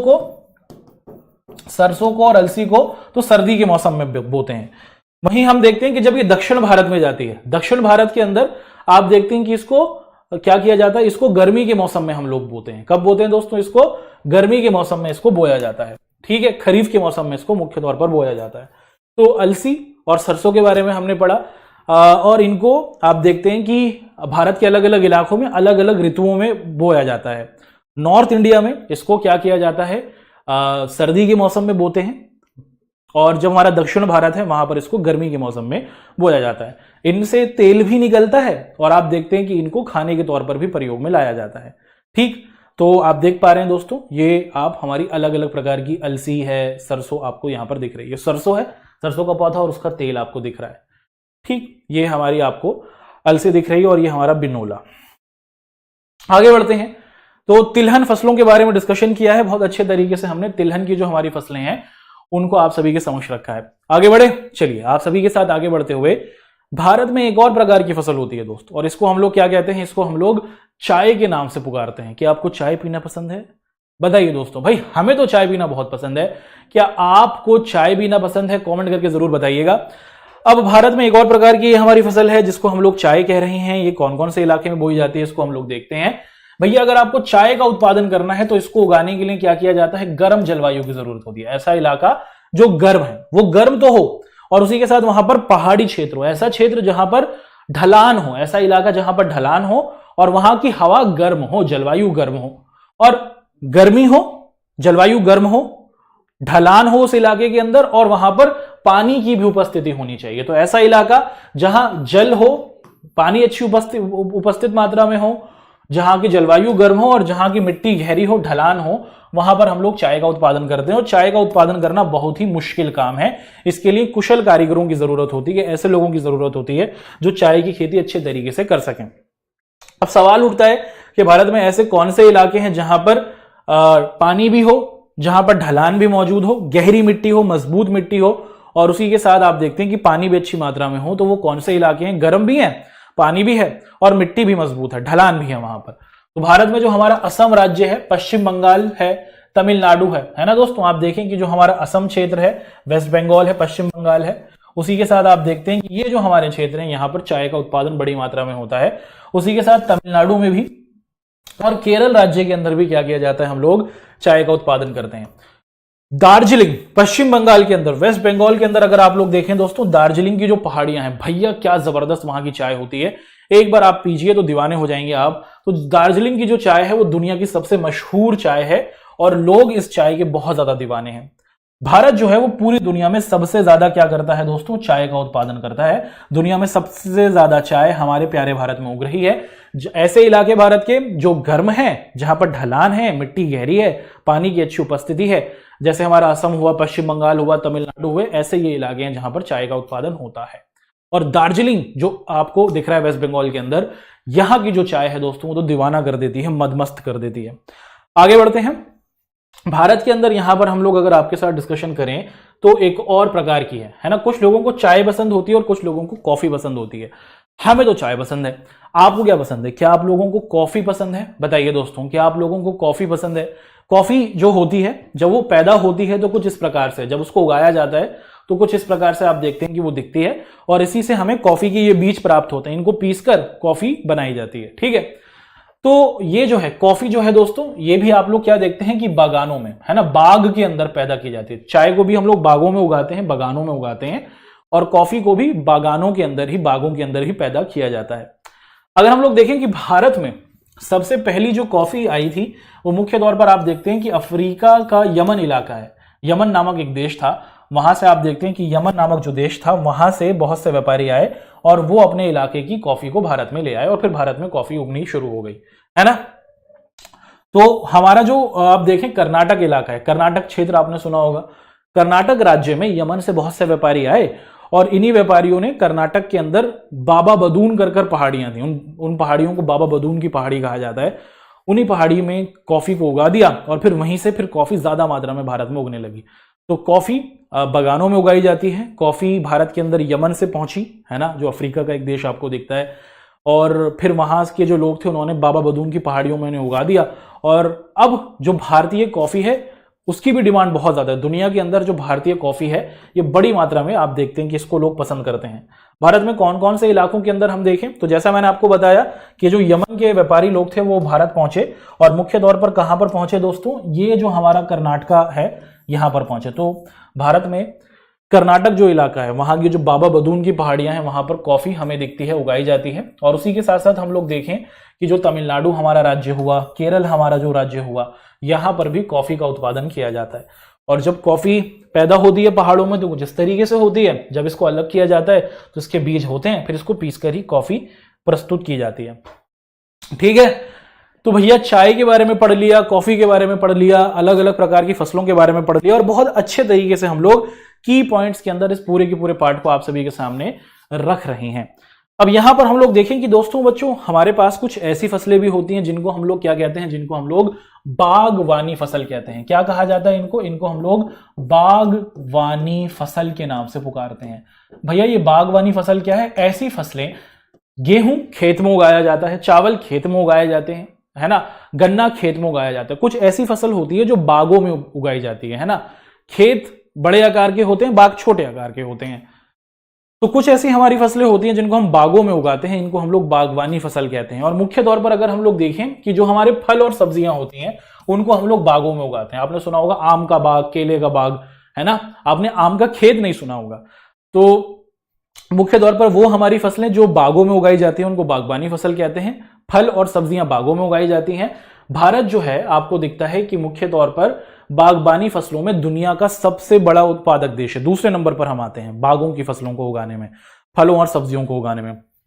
तो भारत के अलग अलग इलाकों में हमें अलग अलग प्रकार की फसलें दिखती हैं। जैसे महाराष्ट्र के अंदर अगर आप लोग देखें तो वहां का जो आम है, महाराष्ट्र के रत्नागिरी का, केरल के जो केले हैं वो बहुत मशहूर हैं, कश्मीर के सेब बहुत मशहूर हैं, है ना। तो भारत की जो जलवायु है वहां पर आपको ठंडी गर्मी दोनों चीजें दिखती हैं, इसीलिए भारत के कुछ इलाकों में अलग फल हमें दिखते हैं और कुछ इलाकों के अंदर हमें अलग फल दिखते हैं। तो बागबानी फल, वो फल जो बागों में उगते हैं, फल और सब्जियां, वो हमारी फसलें जो बागों में उगती हैं उन्हें बागबानी फसल कहते हैं।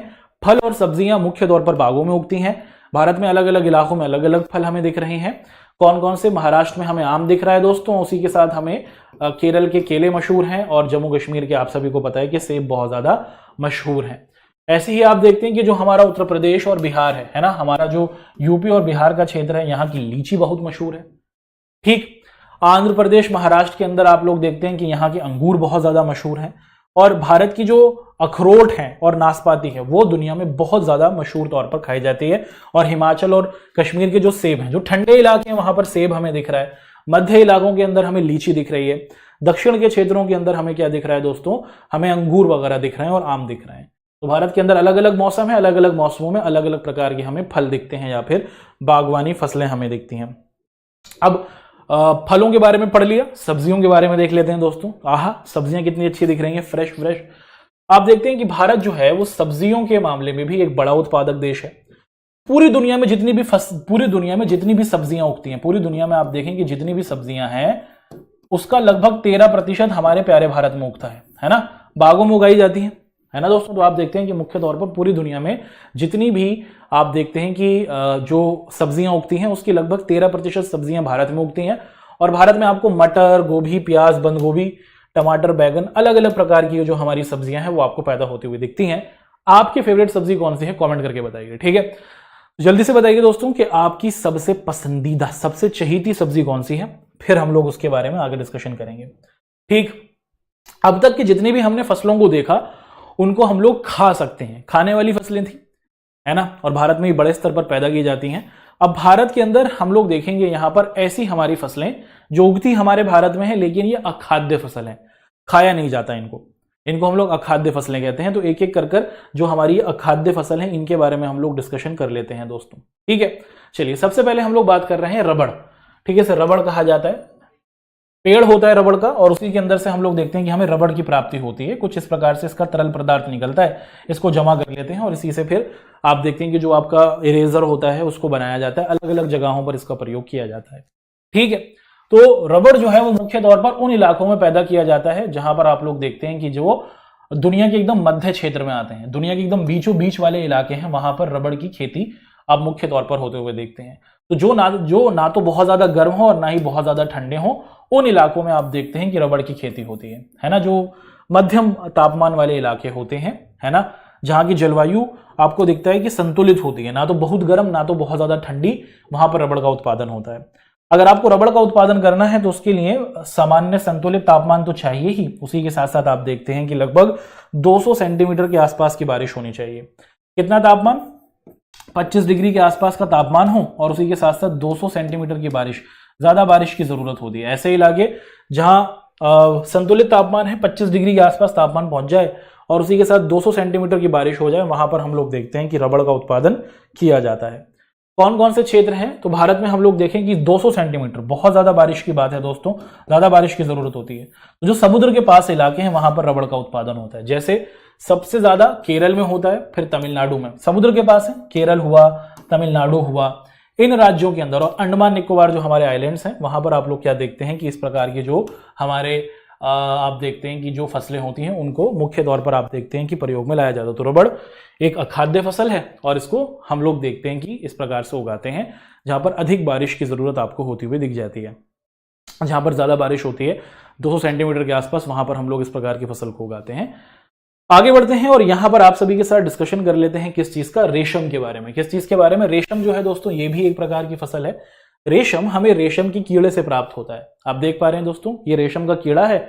इस रेशम की कीड़े से आप देखते हैं कि तंतु यानी कि क्या निकलते हैं? धागे निकलते हैं, और इन्हीं धागों से क्या करते हैं हम लोग? रेशम का कपड़ा बना लेते हैं, ठीक है जी हाँ। रेशम का पेड़ होता है, उसके ऊपर ये रेशम का कीड़ा होता है। इसी रेशम की कीड़े से आप देखते हैं कि ये अलग अलग प्रकार के आप देख रहे हैं दोस्तों कि धागे निकल रहे हैं। इन्हीं धागों को, तंतुओं को जोड़कर रेशम का कपड़ा बनता है, ठीक है। और जब हम लोग क्या करते हैं, ये जो रेशम का कपड़ा हो, रेशम का जो कीड़ा होता है, ये कौन से पेड़ पर अधिकतर दिखता है ये भी पूछा जाता है। तो जो रेशम का कीड़ा होता है ये मुख्य तौर पर हमें कहां दिखता है दोस्तों? मलवारी पेड़ पर दिखता है ना। मलवारी पेड़ की जो हरी पत्तियां होती हैं वहां पर रेशम का कीड़ा दिखता है। इससे धागों की प्राप्ति होती है और इसी धागे से हम लोग क्या कहते हैं? कपड़े को बनाते हैं, ठीक। तो रेशम के अंदर भी इसकी भी खेती की जाती है और इसके जरिए हम लोग कपड़े को प्राप्त करते हैं। बड़ी मात्रा में भारत में आप लोग इसे होते हुए देखते हैं। आगे बढ़ते हैं दोस्तों, भारत के अंदर कपास को भी उगाया जाता है। कपास क्या है? रुई, है ना। जो रुई जिसे हम लोग कॉटन कहते हैं, इसको भी हम लोग देखते हैं कि उगाया जाता है। कुछ इस तरीके से आप देखते हैं कि लटकी होती है दोस्तों ये रुई, या फिर आप देख रहे हैं कि कपास को उगाया जा रहा है। और भारत के अंदर ये जो हमारी रुई है या फिर जो कपास है, इसके लिए किस चीज की जरूरत होती है? काली मिट्टी की जरूरत होती है। और आप सभी को पता है कि काली मिट्टी भारत में कहां पर है दोस्तों? काली मिट्टी भारत में महाराष्ट्र और गुजरात के अंदर है ना, आपको पता है। तो मुख्य तौर पर अगर हम लोग देखें कि भारत के वो इलाके जहां पर काली मिट्टी है और जहां पर हम लोग देखते हैं कि जो तापमान है वो संतुलित रहता है, ना तो ठंडा ना तो गर्म, और जहां पर बारिश हल्की हो जाती है, वहां पर हमें क्या दिखता है? कपास का उत्पादन हम लोग अच्छी मात्रा में करते हैं, रुई का उत्पादन किया जाता है। दुनिया में जो हमारा प्यारा भारत है वो रुई के उत्पादन में तीसरे नंबर पर आता है। 3rd नंबर पर हम लोग रुई के उत्पादन के अंदर आपको आते हुए दिखते हैं। तो रुई जो है भारत में आपको तीसरे नंबर पर पैदा होती हुई दिखती है। कौन कौन से राज्य हैं दोस्तों? मैंने आपको बताया कि जो मुख्य तौर पर आपको कैसे क्षेत्र दिखते हैं जहां पर आप लोग क्या देख पा रहे हैं, जहां पर कपास, तात्पर्य क्या है? कपास का मतलब हुआ जहां पर काली मिट्टी दिखती है। और भारत में काली मिट्टी हमें कहां कहां पर दिख रही है? महाराष्ट्र हुआ, उसी के साथ हमारा गुजरात हुआ, है ना। महाराष्ट्र, गुजरात, मध्य प्रदेश, कर्नाटक, आंध्र प्रदेश, कर्नाटक हुआ, आंध्र प्रदेश हुआ, इन इलाकों के अंदर हम लोग कपास को उगते हुए देखते हैं। कपास की जो पूरी की पूरी फसल होती है, इसे पकने में 6 से 8 महीने का आप लोग देखते हैं कि समय लगता है। तो एक लंबी प्रक्रिया होती है और इसके ऊपर भी आप देखते हैं कि पाला पड़ता है, यानी कि ओस पड़ती है, तो इसको भी बचाना बहुत जरूरी होता है, जल्दी खराब हो जाती है। तो अच्छे तरीके से रख रखाव करने की जरूरत होती है। तो भारत में पैदा की जाने वाली ये एक और प्रकार की हमारी फसल है जो एक अखाद्य फसल है, जिसको पैदा तो किया जाता है लेकिन इसको खाया नहीं जाता। क्लियर हुआ? अब भारत में एक और प्रकार की फसल है दोस्तों, एक और अखाद्य फसल के बारे में डिस्कशन करेंगे, जिसे हम लोग क्या कह रहे हैं, जिसे हम लोग कह रहे हैं जूट। इसको एक और नाम से पुकारा जाता है, इसको जूट भी कहा जाता है और इसको पटसन भी कहा जाता है। ठीक है, एक ही चीज के दो नाम। और इसको एक और नाम से पुकारा जाता है, क्या कहा जाता है, इसको सुनहरा रेशा भी कहा जाता है। तो पेपर में पूछा जाता है सुनहरा रेशा क्या है, जूट को या फिर पटसन को ही हम लोग क्या कहते हैं, सुनहरा रेशा कहते हैं। कुछ इस प्रकार के इसके पौधे होते हैं, इस प्रकार के पौधों से हम लोग क्या कहते हैं, ये सुनहरे सुनहरे गोल्डन कलर के आप देखते हैं कि धागों को प्राप्त करते हैं। ठीक है, तो इसी को हम लोग जूट भी कहते हैं, इसी को पटसन कहते हैं और इसी को गोल्डन फाइबर या फिर सुनहरा रेशा कहते हैं। इससे क्या किया जाता है, आपके घर में जो बोरी होती है, आटे की जो बोरी होती है वो इसी से बनती है। आटे की जो आपकी ये बोरी है आप देख रहे हैं, चावल की जो बोरी है, चटाई जो होती है वो भी इससे ही बनती है, जो धागे होते हैं रस्सी के वो भी इससे ही बनते हैं, आपको दिख रहे हैं। तो जूट मुख्य तौर पर आपको दिखता है कि सुनहरा रेशा या फिर पटसन कहलाता है और इससे आटे की बोरियां, चटाई, रस्सी वगैरह को बनाया जाता है। इसको बनाना थोड़ा मुश्किल है, इसमें ना उचित लागत की जरूरत होती है, पैसे ज्यादा लगता है दोस्तों। इसको अगर आपको बनाना है तो इसके अंदर आप देखते हैं कि पैसे की ज्यादा खपत लगती है ना, थोड़ी महंगी है। तो जैसे अगर आप लोग मार्केट में जाएं और आपके पास जूट का बैग है तो ये आपको तकरीबन 40-50 रुपए का पड़ेगा। वहीं प्लास्टिक की थैलियां मौजूद हैं, ये सस्ती होती हैं, तो लोग प्लास्टिक को ज्यादा पसंद करते हैं, है ना। लोग क्या करते हैं, प्लास्टिक और नायलॉन की जो थैलियां होती हैं उनको पसंद करते हैं, जूट की चीजों को पसंद नहीं करते। प्लास्टिक और नायलॉन पर्यावरण के लिए खतरनाक है, वो कभी नष्ट नहीं होती, हजारों साल लगेंगे नष्ट होने में। लेकिन जूट अच्छा है, लेकिन ये महंगा है, इसी वजह से लोग इसे उपयोग में नहीं लाते। तो जूट सुनहरा रेशा कहलाता है, इससे बोरी, चटाई, रस्सी बनती है, ज्यादा महंगा होता है बनाना और लोग जूट को कम इस्तेमाल करते हैं, नायलॉन और प्लास्टिक की चीज को ज्यादा पसंद करते हैं, क्योंकि प्लास्टिक और नायलॉन आपको थोड़ा सस्ता दिखता है, ये थोड़ा सस्ता दिखता है। अगर आपको जूट का उत्पादन करना है दोस्त, तो उसके लिए ऐसे इलाके जहां पर पानी की अच्छी उपस्थिति हो, जैसे अगर आप लोग देखें ऐसे क्षेत्र जो समुद्र के पास होंगे, जैसे अगर आप लोग वेस्ट बंगाल को देखें, बंगाल की खाड़ी के पास है, तो भारत के ऐसे इलाके जहां पर आप देखते हैं कि जहां पर अच्छी पानी की निकासी हो और जहां पर अच्छी मिट्टी मौजूद हो, जलोढ़ मिट्टी आपको दिख जाती है यहाँ पर, तो उपजाऊ मिट्टी हो और अच्छी पानी की उपस्थिति हो, वहां पर पटसन या फिर जूट का उत्पादन किया जाता है। और भारत में जो हमारा वेस्ट बंगाल है, उसी के साथ जो हमारा बिहार इलाका है, उसी के साथ आप लोग देखते हैं कि जो उड़ीसा है ना, और जो हमारा मेघालय क्षेत्र है, यहां पर हम लोग क्या करते हैं दोस्तों, हमारा जो मेघालय क्षेत्र है, यहां पर मुख्य तौर पर हम लोग क्या करते हैं, अपने जूट के उत्पादन को करते हैं। क्लियर हुआ? तो ये हमारी एक अखाद्य फसल थी और इसकी पूरी विशेषताओं को हमने आप सभी के सामने बहुत ही अच्छे तरीके से प्रस्तुत किया है। तो भारत के अंदर जितनी भी हमारी फसलें हैं उनके बारे में तो हमने डिस्कशन किया। चैप्टर थोड़ा बड़ा है ना दोस्तों, घबराना नहीं है। भारत में किस तरीके से खेती की जाती है उसको देखा, भारत के अंदर अलग अलग तरीके की खेती मौसम के आधार पर होती है, भारत की खाने वाली फसलें और भारत की अखाद्य फसलें, उनके बारे में डिस्कशन किया, कितने तापमान पर कितनी कितनी जरूरतों पर इनको पैदा किया जाता है उनको हमने देखा। अब कुछ और इस कृषि से संबंधित चीजें हैं उनको डिस्कस कर रहे हैं, आपके सामने लिखा हुआ है, जिसे हम लोग भूदान या फिर ग्रामदान के नाम से भी पुकार रहे हैं। जब भारत आजाद हुआ ना साल 1947 में, हमारा प्यारा भारत जब आजाद हुआ अंग्रेजों से, तो उस समय भारत के अंदर जो स्थिति थी ना वो बहुत ही खतरनाक थी। भारत के अंदर किसान तो थे लेकिन उनके पास जमीनें नहीं थी। बड़े बड़े जमींदार हुआ करते थे, उन जमींदारों ने पूरे पूरे गांवों को, एक गांव नहीं पूरे पूरे गांवों को, बड़े बड़े इलाकों को कब्जे में किया हुआ था। किसान मजदूरी तो करते थे लेकिन वो उनके जमींदारों के लिए मजदूरी किया करते थे, तो किसानों के पास जमीन नहीं थी। और इसी बात को ध्यान में रखकर आप लोग देखते हैं कि एक व्यक्ति हैं जिनका नाम है विनोबा भावे। ये रहे विनोबा भावे जी, बहुत बड़े गांधीवादी थे, गांधी जी की विचारधारा को बहुत पसंद करते थे। इनको समझ में आया कि अगर भारत का उत्थान करना है, भारत को बेहतर करना है, तो हमारे किसानों के पास भी जमीन होनी चाहिए। और ये क्या करते हैं, जब भारत में पहली पंचवर्षीय योजना शुरू हुई, पंचवर्षीय योजना मतलब हर 5 साल सरकार प्लान बनाती थी। 1951 में जब भारत की सबसे पहली पंचवर्षीय योजना शुरू हुई, तो इन्होंने बड़े बड़े जमींदारों से कहा कि जो भूमिहीन किसान है ना, आप उनको अपनी जमीन दान दे दो। आप दान दे दोगे तो आपको फर्क नहीं पड़ेगा, आपके पास तो बहुत बड़ी जमीनें हैं, आप छोटी मोटी जमीनें इनको दे दीजिए। भूदान या फिर ग्राम दान की बात आचार्य विनोबा भावे ने की, और इनकी बात को सुनकर बहुत सारे जो बड़े बड़े जमींदार थे उन्होंने अपनी जमीन को दान दिया। और इसी वजह से आप देखें कि भारत के वो किसान जो भूमिहीन थे उनको अपनी जमीनें मिली, और जब उनको अपनी जमीनें मिली फिर वो उनको उत्पादन करने लगे, सही तरीके से उत्पादन करने लगे, और फिर भारत में खेती मजबूत हुई, है ना। तो ये भूदान आंदोलन था जो आचार्य विनोबा भावे जी के जरिए शुरू किया गया था। जब भारत आजाद हुआ तो यहाँ के जो खेत थे, जो खेत खलिहान थे, वो बड़े अजीब से थे, है ना, सिस्टमेटिक तरीका नहीं था दोस्तों, चीजें बहुत ही उथल पुथल में थी। आप क्या देखते हैं कि भारत के अंदर जमीन को सुधारने की जरूरत हुई, जो हमारे खेत खलिहान थे उनको सुधारने की जरूरत हुई। क्या किया गया कि भैया अगर कोई गांव है तो उसमें एक जो किसान है उसका खेत यहां पर है मान लीजिए, और उसी किसान का दूसरा खेत यहां पर है ना। आप देखते हैं कि जो खेत थे वो आसपास नहीं थे, बीच में किसी और का खेत आपको दिख रहा है।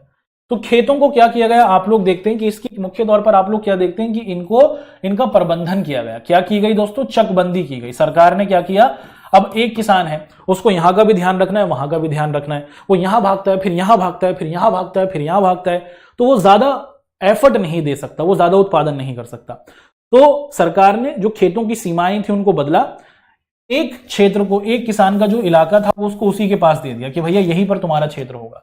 चकबंदी इसे बोला जाता। तो सरकार ने मुख्य तौर पर क्या किया, जमीन को सुधारने की कोशिश की और जो सीमाएं थी ना उनमें बदलाव किया, और इसके जरिए क्या हुआ कि अब एक ही क्षेत्र में किसान को ध्यान रखने की जरूरत होती थी, जिससे ज्यादा उत्पादन होने लगा। ठीक है, तो इसके जरिए आप लोग देखते हैं कि भारत के अंदर कृषि प्रबंधन पर ध्यान दिया गया, जो क्षेत्र अलग अलग थे उनको मजबूत किया गया, सीमाओं में बदलाव किया गया, चकबंदी की गई, और इसके जरिए अब सारी जमीन को एक ही प्लॉट में ला दिया गया, और इससे आप लोग देखते हैं कि अब ज्यादा मात्रा में संतुलित उत्पादन होने लगा। ये तो किया ही किया गया। इसी के साथ साथ जो हमारी भारत की सरकार है, तो कृषि सुधार किए गए आजादी के बाद, और कुछ चीजें की गई। क्या किया गया, भारत के अंदर क्योंकि 70% से ज्यादा जो लोग हैं वो खेती कर रहे हैं, तो इसी के लिए भारत के अंदर कृषि की यूनिवर्सिटीज बनाई गई। लोग क्या करते हैं, खेती के बारे में पढ़ते हैं, कैसे नए नए आविष्कार किए जा सकते हैं, कैसे नई नई हमने चीजों को बना सकते हैं जिससे ज्यादा उत्पादन हो, अच्छे बीजों को बनाए, अच्छी खाद को बनाए। सरकार ने यूनिवर्सिटीज बनाई, इन यूनिवर्सिटीज के अंदर बच्चे पढ़ते हैं, और इसके जरिए क्या किया जाता है, भारत की सरकार खेती को मजबूत करने की कोशिश करती है। जानवर जो हैं, जानवरों के लिए सरकार ने क्या किया, चिकित्सालय बनाए। चिकित्सालयों का मतलब है कि जो हमारे जानवर खेती बाड़ी में लगे हुए हैं इनके इलाज के लिए सरकारी अस्पताल बनाए, क्योंकि जो जानवर बीमार हुए हैं उनको इलाज सही तरीके से मिल सके, तो इनके लिए जानवरों को भी बनाया गया। और सरकार ने क्या करा भैया, मौसम की जानकारी भी दी। आप क्या देखते हैं कि सरकार ने मौसम की भी जानकारी दी, मौसम विभाग बनाया जो बताता है कब बारिश आएगी, कब तक सर्दी रहेगी। इसके जरिए अब किसानों को ज्यादा मदद मिलने लगी। ठीक है, तो सरकार ने, भारत की सरकार के द्वारा जो किए गए काम थे, यूनिवर्सिटीज बनाई, चिकित्सालय बनाए जानवरों के लिए, और मौसम विभाग बनाया, जिनके जरिए हमारे जो किसान थे उनको खेती करने में फायदा मिला। अच्छा, भारत जो था वो मुख्य तौर पर खेती करने वाला देश रहा, लेकिन अगर हम लोग 1960-70 का समय देखें ना, 1960 और 1970 का जो समय रहा था, उसमें भारत में खेती तो लोग कर रहे थे, लेकिन हमारा जो उत्पादन था वो बहुत कम था। हमें अनाज अमेरिका से मंगवाना पड़ता था, पूरे देश में खाने के लिए अनाज नहीं था, बहुत शर्म की बात थी। और उसी समय आप देखते हैं कि एक व्यक्ति आते हैं जिनका नाम था MS स्वामीनाथन। यही है वो व्यक्ति बच्चों, इनके आभारी रहिए, इनके ऋणी रहिए। इन्होंने ही एक आइडिया दिया। क्या आइडिया दिया, इन्हीं के आइडिया को कहा जाता है हरित क्रांति। तो स्वामी जी ने क्या कहा, MS स्वामीनाथन जी ने बताया कि भैया हम ना अभी भी पुराने तरीके से खेती कर रहे हैं, हम लोग खराब बीजों का प्रयोग कर रहे हैं। तो स्वामीनाथन जी ने क्या किया, हम ना क्रांति लाएंगे, बदलाव लाएंगे। क्या करेंगे, तो MS स्वामीनाथन जी ने हरित क्रांति की शुरुआत की 1960 से 1970 के समय में, और इसके अंदर इन्होंने क्या किया, नई टेक्नोलॉजी का प्रयोग किया। इन्होंने कहा कि हमें एडवांस टेक्नोलॉजी का प्रयोग करना होगा, हम ट्रैक्टर का प्रयोग करेंगे, अच्छे बीजों का प्रयोग करेंगे। तो मुख्य तौर पर क्या किया गया, अच्छे बीजों का प्रयोग किया गया, नई टेक्नोलॉजी का प्रयोग किया गया, और इसके जरिए भारत में खेती की पैदावार को बढ़ाने की कोशिश की गई। क्या पैदावार बढ़ी, जी हां, आप जानकर बहुत आश्चर्यचकित रह जाएंगे कि इन्हीं के प्रयास से भारत का जो पंजाब और हरियाणा है, जो आज में बहुत ज्यादा कृषि संपन्न है, वो कैसे बन पाया। स्वामीनाथन जी ने जो ये हरित क्रांति की सोच दी थी, उसी के जरिए भारत के अंदर जो फसल की कमी थी वो खत्म हो पाई, और भारत एक कृषि संपन्न देश बन पाया असलियत में, है ना। तो इस हरित क्रांति की वजह से ही भारत में बड़ी मात्रा में उत्पादन होने लगा, और एक भारत जो दूसरे देशों से अनाज मांग रहा था, आज के समय में हम दूसरे देशों को देते हैं अनाज। तो ये हरित क्रांति की वजह से ही हो पाया था, जिसमें अच्छे बीजों को प्रयोग करने की बात की गई, अच्छी खाद का प्रयोग करने की बात की गई, और उसी के साथ साथ आप लोग देखते हैं कि अच्छी प्रकार की मशीन और तकनीक का प्रयोग करने की बात की गई, है ना। खेती में उत्पादन को बढ़ाने के लिए हरित क्रांति की गई। अब एक और क्रांति हुई थी, जैसे भारत में आप देखते हैं कि खेती की कमी दिख रही थी आपको, है ना, फसल हमारे पास ज्यादा मात्रा में थी नहीं, जितनी जनसंख्या थी उनके लिए पूरी नहीं थी। ऐसे ही भारत की जनसंख्या बढ़ रही थी, लेकिन सबके लिए पर्याप्त मात्रा में हमारे पास दूध नहीं था। अब इस दूध की जरूरत को पूरा करने के लिए कि हम जितने लोग हैं सब तक संतुलित मात्रा में दूध पहुंचा सकें, इसके लिए आप लोग देखते हैं कि भारत में श्वेत क्रांति शुरू की गई। क्या कहा जाता है दोस्तों इसको पेपर में, श्वेत क्रांति या फिर ऑपरेशन फ्लड भी कहा जाता है। तो दूध की मांग को पूरा करने के लिए, दूध की मांग को बढ़ाने के लिए, दूध के उत्पादन को बढ़ाने के लिए हमने क्या किया, आधुनिक मशीनों का प्रयोग किया। पहले पुराने तरीके से निकाल रहे थे, मशीनों के जरिए गाय और भैंस से दूध को निकाला जाने लगा, जिससे दूध कम खराब होता था, अच्छी खिलाई पिलाई दी जाने लगी। अब देखते हैं कि जानवरों को, तो ऑपरेशन फ्लड भी जिसे कहा जाता है और श्वेत क्रांति भी इसे कहते हैं। श्वेत क्रांति यानी कि दूध के उत्पादन को बढ़ाने की क्रांति, और इसके अंदर हम लोग देखें कि अच्छे जानवरों को अच्छा खाना खिलाएंगे और आधुनिक तकनीक के जरिए दूध निकालेंगे। तो इस क्रांति को शुरू करने वाले व्यक्ति रहे थे अमूल कंपनी के मालिक, आप सभी को पता है Amul the taste of India, Verghese Kurien ji ने शुरू किया था। और इन्हीं की वजह से आप देखते हैं कि भारत एक दूध संपन्न देश बन पाया, इनका बड़ा योगदान रहा। ठीक है, तो श्वेत क्रांति भारत में दूध के उत्पादन को बढ़ाने के लिए की गई थी। आगे बढ़ते हैं दोस्तों, भारत में एक और प्रकार की क्रांति हुई है, आपके पेपर में पूछी जाती है, इसको हम लोग कहते हैं पीली क्रांति, है ना, पीली क्रांति। पीली क्रांति का मतलब हुआ कि भारत तिलहन का मतलब क्या है, जिनको हम लोग तेल के तौर पर, जिनसे तेल भी निकलता है और जिनको खाते भी हैं, तो भारत को और संपन्न बनाए, भारत को तिलहन के मामले में और मजबूत बनाए। भारत के अंदर पीली क्रांति हुई, पीले क्रांति हुई, और इसके जरिए क्या किया गया, भारत को आत्मनिर्भर बनाने की कोशिश की गई। तिलहन के अंदर लगभग आप लोग देखते हैं कि मुख्य तौर पर भारत में 23 राज्यों के 337 जिलों को चुना गया, 337 जिलों को चुना गया, और यहां पर उनको अच्छी खाद दी गई, अच्छी प्रकार की मशीनें दी गई, अच्छे संसाधन दिए गए, और इसके जरिए भारत को तिलहन उत्पादन बनाया गया। ठीक है, तो आप देखते हैं कि भारत को तिलहन उत्पादन बनाने में ये पूरा का पूरा आप योगदान देखते हैं। ठीक है जी, तो हरित क्रांति क्या थी वो हमने देखा, पीली क्रांति क्या थी वो हमने देखा, उसी के साथ भारत सरकार ने भूमि सुधार के लिए क्या क्या काम किए उनको देखा। अब भारत के अंदर हरित क्रांति हुई जिससे भारत की फसल अच्छी हुई, श्वेत क्रांति से दूध बढ़ गया, पीली क्रांति से हमारे पास तिलहन बढ़ गया। उसी के साथ साथ भारत के अंदर क्या किया गया दोस्तों, आप देखते हैं कि भूमि सुधार की चीजों पर ध्यान दिया गया। भूमि सुधार का मतलब क्या है कि जितनी हमारे पास जमीन है इसको और बेहतर करें, और जो हमारे किसान भाई परेशान है ना उनको अच्छा जीवन दे सकें। आप देखते हैं कि साल 1980 से साल 1990 का ये जो 10 सालों का समूह रहा है, इसमें सरकार ने बहुत बड़े बड़े काम किए। क्या किए भैया, सबसे पहला काम यह किया कि सरकार टेक्नोलॉजी को लेकर आई, तकनीक को लेकर आई। जैसे आज के समय में आप घर बैठे हुए हमें देख पा रहे हैं अपने फोन के अंदर, है ना। कभी आज से 10 साल पहले कोई कल्पना कर सकता है ये संभव ही नहीं था। टेक्नोलॉजी आई, जीवन बदला, चीजें बेहतर हुई, घर बैठे बैठे आप अच्छी शिक्षा को प्राप्त कर पा रहे हैं। ऐसे ही हमारी सरकार ने तकनीक को शामिल किया खेती के अंदर, और उस टेक्नोलॉजी को शामिल कर खेती को बढ़िया करने की कोशिश की। सबसे पहले जो हमारे किसान थे ना, इनको नुकसान बहुत होता था, फसल खराब हो जाती थी, है ना, बाढ़ आ जाती थी, सूखा पड़ता था, चीजें खत्म हो जाती थी। और इसीलिए सरकार ने क्या किया, जितने भी हमारे किसान थे परेशान रहते थे, जिनकी फसल खराब हो जाती थी, इनकी फसल का बीमा किया। बीमा का मतलब आपने फसल उगाई है, आपकी जो फसल है वो सिक्योर है, अगर घाटा होगा तो हम इसको आपको हर्जाना दे देंगे। तो सरकार किसानों की मदद करने के लिए उनकी फसलों का बीमा करने लगी, इंश्योरेंस करने लगी, और आप अपनी इंश्योरेंस को करा लो, अपनी फसल का इंश्योरेंस कराओ और उसके जरिए अपनी फसल को बेहतर किया हो। सरकार ने और क्या किया, सरकार ने किसानों को अगर फसल उगानी होती थी, किसानों के पास पैसे नहीं थे, और किसान क्या करते थे कि जो गांव के जमींदार थे उनसे पैसा लेते थे, जमींदार लोग लूटते थे। सरकार ने क्या किया, सरकार ने कहा कि भाई किसानों के लिए बैंक बनाएंगे, किसानों को क्रेडिट कार्ड देना शुरू कर दिया। सरकार ने किसानों को क्रेडिट कार्ड दिया, आसानी से क्रेडिट कार्ड को जाओ, एटीएम में डालो, पैसा निकालो और अपनी फसल को लगाओ। तो सरकार ने क्या किया, आसानी के साथ सस्ती दरों पर, है ना, बहुत कम मात्रा में कर्ज देकर मुख्य तौर पर क्या करा, किसानों से कहा कि आप क्या कर सकते हैं, आप कर्ज ले सकते हैं और इस कर्ज के जरिए क्या कर सकते हैं, अपनी फसल को उगा सकते हैं।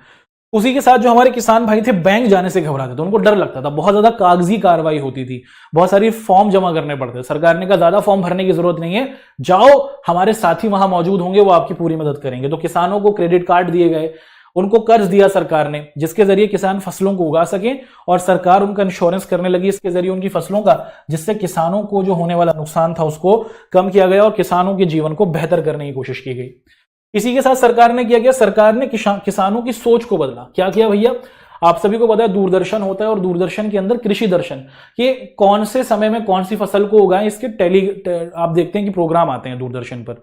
इसके जरिए सरकार किसानों को एजुकेट करने लगी, उनको समझाने लगी कि कैसी फसल को उगाएं, कौन सी मिट्टी का प्रयोग करें, किस प्रकार के बीजों का प्रयोग करें। तो टीवी के जरिए, दूरदर्शन के जरिए सरकार ने ऐसा किया। रेडियो पर प्रोग्राम दिए गए जिसके जरिए कृषि संबंधी चीजों, बुलेटिन दिए गए जिससे किसान इनको समझकर ज्यादा उत्पादन कर सकें। और सरकार ने क्या किया, एमएसपी, न्यूनतम जो समर्थन मूल्य होता है, कि आपकी जो भी फसल है बाजार में कोई खरीदे ना खरीदे, इसकी कीमत तय कर दी है हमने, आप हमारे बाजारों को आके बेच सकते हैं, सरकारी गोदाम में भेज सकते हैं, ठीक है। और इसके जरिए जो बिचौलिए लोग थे, जो किसानों को लूटा करते थे, उनको भी सरकार ने हटाया। तो किसानों को उनसे उनकी जो फसल थी उसको न्यूनतम समर्थन मूल्य पर सरकार खरीदने लगी, मौसम संबंधी जानकारी देने लगी, यूनिवर्सिटीज बना दी, जानवरों को यूनिवर्सिटीज बनाई गई, क्रेडिट कार्ड दिया जाने लगा, और इसके जरिए आप लोग देखते हैं जो किसान थे उनको पूरे तौर पर मजबूत करने की कोशिश की गई।